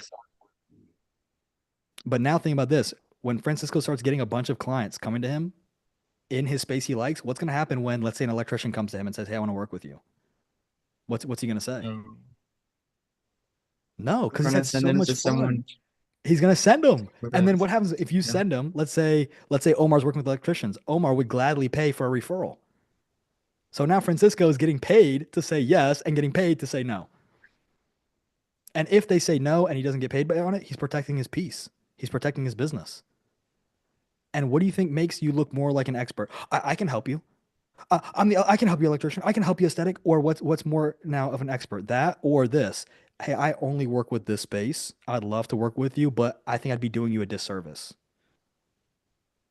And then what's the flip side of that? When he has his dream 100 clients, what's the flip side of that? If they're not on his contact list, hey, I don't think I'm the good fit for you. People are going to respect that. The flip side is this. This is where you get aggressive. This is where you get like animalistic almost. Ready? The flip side is this. Listen, I only work in this space. If you don't come work with me because you're in my space, you're making a massive mistake. And you can now say that with conviction, not arrogance, not fake it till you make it, conviction, because you're going to have your 5 guinea pig clients and you're going to perfect it. Grant and I just did his sales script yesterday. And I mean, Grant, you can tell me if I'm wrong. His level of confidence skyrocketed because we've nailed a product. We've almost perfected a product. We have one piece left around what they told us. Yeah, it's all based off of talking with business owners, so and testing with a few people too. So And Grant, how would you feel like, do you feel more or less confident in saying I can do A, B, and C definitely today? more. Yeah. I could argue that I could say there's no other system like ours out there for the space. How cocky does that sound? Yeah, exactly. But if you know your product is the right product for that customer space, don't you owe it to them to say, I want to work with you. I'm going to do better than anybody else is going to do with you. Now it's not a matter of confidence or cockiness. Or not confidence. It's not a matter of cockiness and arrogance. It's a matter of confidence in the product and confidence that we're going to deliver. Yeah, exactly. I mean, we've funnel hacked a bunch of agencies and stuff, and we know for certain that we have the best product out there. So it's not lying or anything. If you had that kind of conviction that Grant has, how much easier would it be for you to sell and talk to your audience? Very easy. Very easy. And Grant, did you just wake up with that confidence, or what did it take for you to get there? Like, walk them through like what it took to get there, and then like the timeline even. Probably the last 4 months, like building the community, and then you're talking with people that are like, "Oh, I've been binge watching your YouTube." It's kind of like, it's pretty crazy here and that, and then obviously getting like DM testimonials of like our first few clients saying that, the difference it's made. Yeah. 4 months. Hmm. 4 months. That's nothing. I don't have money for 4 months. Go buy and sell and flip on eBay. Go buy and sell and flip on Facebook Marketplace. Grant, tell them what you used to do before this. I detailed with a partner that's now one of my clients now, and then I flipped furniture. But I'm also in a different, situation, I will argue, because I'm a lot younger than most people in the group. But yeah, And you know what I did? I would go to Goodwill. I'd get the eBay app. I would scan items and I would flip things on Facebook and eBay. How much does it cost to get started with that? Free. Facebook Marketplace, free items. Go get it. Go pick them up, clean them off, flip them. I don't have a van for a couch. Go get small stuff. Go get what you can get. I don't have a vehicle. Walk. Like if I got to paint it out for you, you don't want it. Like I didn't have to tell Grant go flip couches. He was like, I want to make money. And then you take that and you reinvest it in the business model. And then you get your clients. I have a video which says how to get your first 5 clients for free before you even start the whole thing. Like this is where it gets fun. 4 months. Didn't I tell you guys? What I tell you guys was the timeline to perfect your product? It was 90 to 180 days, right? 4 months. What is that? 120 days, right within the timeline. It's almost like I know what I'm talking about. And now he's going in. 3 calls booked already yesterday. 10 more conversations today for Grant. So I have a feeling Grant will probably be sitting around at least, I'd probably say near 10K, give or take a couple grand, near 10K within the next 3 months. Because he has his product identified, it's always 3 months. Go look at Ismail, 7 months. Go look at Holland, 7 months. Go look at Sebastian, 6.5 months. It's always around that time frame. that's the goal. And Grant and I had a challenge. We set a goal in October for 16 clients by the end of February. Yeah, that might be. We'll see. We'll see. I'm And hoping. if we fall short, we're still good. If we go high, we're still good. Yeah. But aiming for 16, and we've got 3 deals on calls and 10 in the pipeline early stages. And it's January 15th. We still got what? 30, Month and a half, 40, basically. yeah, like 45 days. Mm. Put it in freaking That's 30. not bad. No. And that's with no paid advertisement. Once we hit, the reason we hit 16 is because once we have 16, we have the surplus to go into ads. It's the same every time people execute, it's the same timeline every single time. Now, for you, Well, Francisco, to inspire you, right? You just switch your niche. So now, cool, you've got 3 to 6 months to perfect your product with guinea pig clients who you should try to get to pay you to cover your fees. I mean, we're talking about people making more than doctors in, less than a year. mhm. That's insanity. And they have to go to school for what, 8 to 12 years? That's crazy. Alec, where do I start? I know there's the pinned comment, and I looked at it. As I mentioned to you, I was in a couple different courses over the past year and maybe year and a half, and I don't have a single client that pays me money. Um, Yeah. and I'm running out of it. And this is all I can do. This is all I'm doing. I mean, I do have a consulting client, but Mhm. I went to the pinned comment and I found Say So Light and then Say So 5.01. 5.0. But I've already watched, I went through all of the videos on YouTube, Yeah. the 1 through 10. So I wasn't sure Yeah, you should have where to. a link to a membership in the course, and that'll be in a like an actual membership where you have the private videos, and that'll take you through all that. And let me Okay, and even I'm that's on gonna Facebook. no, it's in an actual GHL membership. I'm gonna go and send you a password reset email, and you'll get it, and you'll be able to log back in, or at least it'll bring it to Okay. your attention. Okay, and then the snapshots are all in that, I'm sure, right? Yeah, All the course materials. Okay, yeah, because I also switched niches just now. Well, you assigned me to accounting because I yeah. couldn't figure it out. Um, yep. And then I'm going to. I've got your contact pulled up, and let me send you a password reset.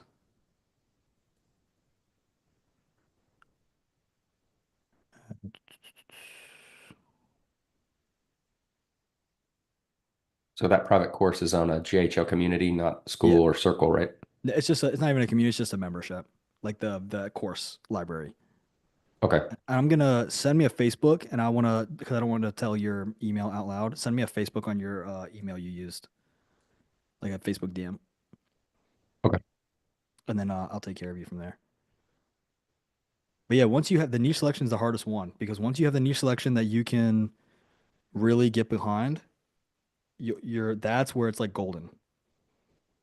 That's where it's golden. And I'll tell you, like I wrestled for a long time with agencies because I was like, I hate this space.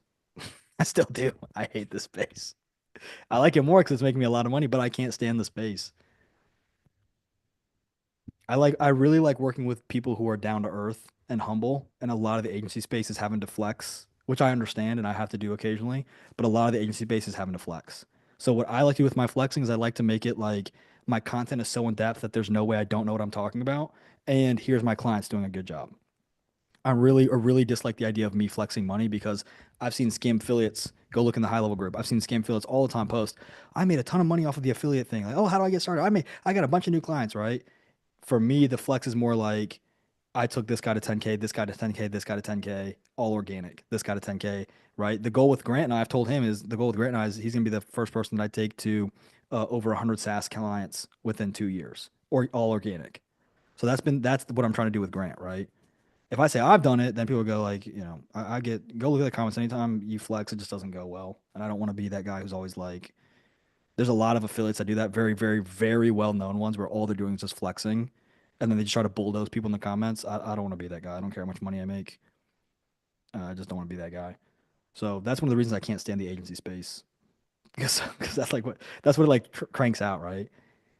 I made $1 million in 2.5 seconds. Let me tell you how you're an idiot and how I'm smart. And it's like, all right, I'd rather be the guy that's like talking to the people I really want. Like I said, surround yourself with people you want to work with. That's why when I chose this space, I have to pick a very careful niche subsegment of the niche, right? So Oh, I for sent that. okay, Sorry. cool. No, you're good. You're good. The biggest thing you guys want to do is just make sure you're working with people you want to work with. That's the biggest. That's the best piece of advice I can give you.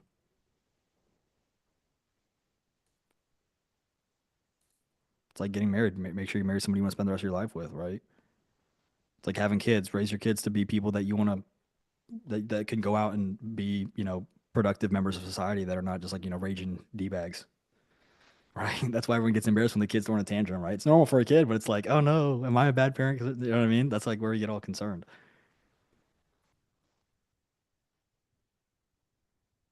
So I'll go ahead and log off. Appreciate you guys staying for the call. Appreciate you guys asking questions. Francisco, man, you're about to go on the ride of a lifetime, dude. This is the fun part. One of the reasons who I like working like back from the beginning is like for you, Francisco, like the first couple of calls you have in that space, it's gonna be like nerve-wracking because it's your first time. The best piece of advice I can give you is when you feel nervous, like take a breath and realize like, am I nervous or am I like really just excited? Because that anxiety can be nervous, it can be excitement. Let it be excitement.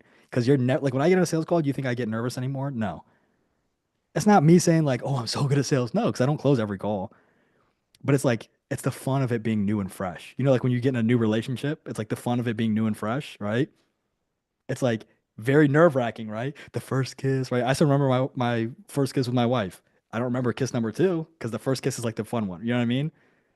So it's like that, right? Enjoy it because it's gonna feel very nerve wracking, but enjoy it because if you fail, then you're gonna again reflect. Why did I mess up? How can I do better? Right? Or how can I follow up until I close them? Like have fun with it because it is gonna be very nerve wracking if you let it be. Let it be fun. Even if you mess up, be like, wow, that was so good. Like my heart is pounding. Like what else in your day to day makes your heart pound the way losing a sales call does? You know what I mean? What other thing in your day do you solve and you're like, oh, I figured it out?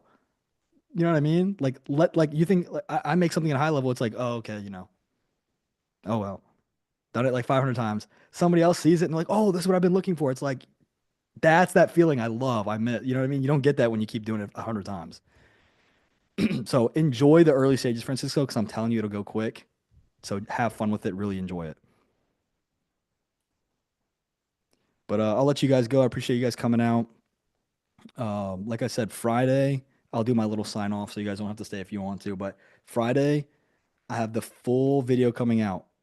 Full video coming out. It is a 28-page document that shows you the automated sales machine agency blueprint. It is a full step-by-step guide to building client closing systems for service businesses. It covers the marketing gap between marketers and the service business. It covers how we're going to position you in between as a sales system. It positions the exact script to use to close them without being pushy, slimy, salesy. It covers the way to collect their numbers so you can actually use their numbers in your sales pitch with them.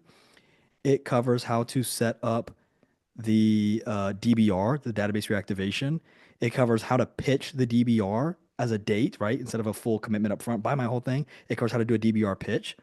It covers how to create guarantees around the DBR so the client either walks away losing no money or making a lot of money, turning into a case study. It covers the financial charts that you can create to help them visualize their exact ROI. We're talking about like dollar and percent ROI. So you can show them how you're helping them create a literal 1,500 to 3,000% ROI. It's showing them the full sales system. It's going to show you the full sales map that you're going to use. Shows them the exact questions to identify the pricing, your exact 5 questions that I use to identify your pricing. Shows them how to develop your product to make it perfect. That's what Francisco's going through now. It goes through how to land your dream clients without spending a dollar and how to get them to send you 2 more clients, not just referrals, by the way. Gives you the exact scripts for modified close, the exact scripts on how to close people, how to create a community and push people into it. It covers at what point you should reinvest into paid ads. It covers how to build a moat around your business so that way other people can't catch up with you and take your product, even if you're going to be sharing everything publicly. It covers time management. So, how to structure your day and then how to have rotating blocks for your week. I think, Omar, you'll really like that one, especially if you're doing it full time. You'll really like that time management component. And then, after I cover all that, I go into building the whole thing, the entire thing. I'm talking everything in GHL. Like, if you watch that one video, it's going to be like a 4 or 5 hour video. You watch that one video, you will not need another video to get started off the ground. Like, that's how in depth it is. That's one video. If I'm telling you, if I had this 4 or 5 years ago, I'd probably be Scrooge McDuck by now. I probably would not be talking to you. You know, I'd probably have like a cane and a high horse attitude. You know what I mean? Like you guys, I think it's going to be really, really big video where I'm just showing absolutely everything. And the reason I'm putting it out is twofold. If you're in Say So and you're paying and you're not participating, I'd rather you just leave and watch the video because you're just wasting my time and your money. If you're not in the group, then you're going to see how much value there is and you're going to want to come to these calls in person and ask questions and develop. And really, the third secret reason is because if you're an affiliate and you're like, oh, I'm putting out these like little halfway videos that I just recycle from other people, this is going to absolutely demolish any of those like free courses where you trade your email. You're not going to give me anything. You're going to get this for 100% free. So that's the reason. Like I'm telling you guys, share that free stuff. Like this is everything. I'm about to like take the whole cover off the car that's been sitting in the garage. Like you're going to see absolutely everything. But appreciate you guys coming out. Alec, Yeah, what's up? will you uh, load this video in YouTube? Yeah, it'll be on YouTube. Ah, okay. Okay. Yep, everyone to see it. It's not going to have, like, if you're in the Say So community, you're going to have all the trainings and how to attract and repel. The Say So course is still going to be like the really like, okay, well, how do I do A, B, and C? Like, how do I actually apply this? But this video will be more than enough to get people to their first 5, 10K. Okay. So if you're like, well, I don't want to, like, for example, if you're like, I don't have a GHL account, you don't even need one. You watch the video, it'll show you how to pitch it. And then once they say yes, boom, then you go and set up your account and set everything up. And if you do it through my link, you have that 30 day. So you're like, oh, I'll go set it up, 30 day, have them then pay you. Great. I've now covered my fees and I'm net positive from the very beginning. So if you're somebody who's like, I'm not, you know, I'm paying for high level. Some people are paying for high level and, you know, they're paying for like a year or 2 years. Like I'm not having any luck. I'll tell people like cancel your account, watch the video. Once you close, then sign back up for the account. And think about it from my perspective. We talk about relationships. I'm literally telling people stop paying me money or stop paying GHL, which pays me. Stop giving me money to go do this the right way to make it right for you. Who do you think they're going to trust? The guy who says, hey, you can stop paying me money, follow this, come back when you're ready, or the guy who goes, if you want to join my affiliate, you only get access when you pay the $497. It's a no-brainer. They're going to pick the guy who's putting you before him. That's the idea. But I'll let you guys go. I'm actually going to go in and start recording parts of the setup video. I already have the first half complete, and now I got to go set the whole thing up. But all right, guys, appreciate you coming out. Enjoy the rest of your day. If you have any questions, shoot me a DM, and Rob, I'll go ahead and reply to your message real quick.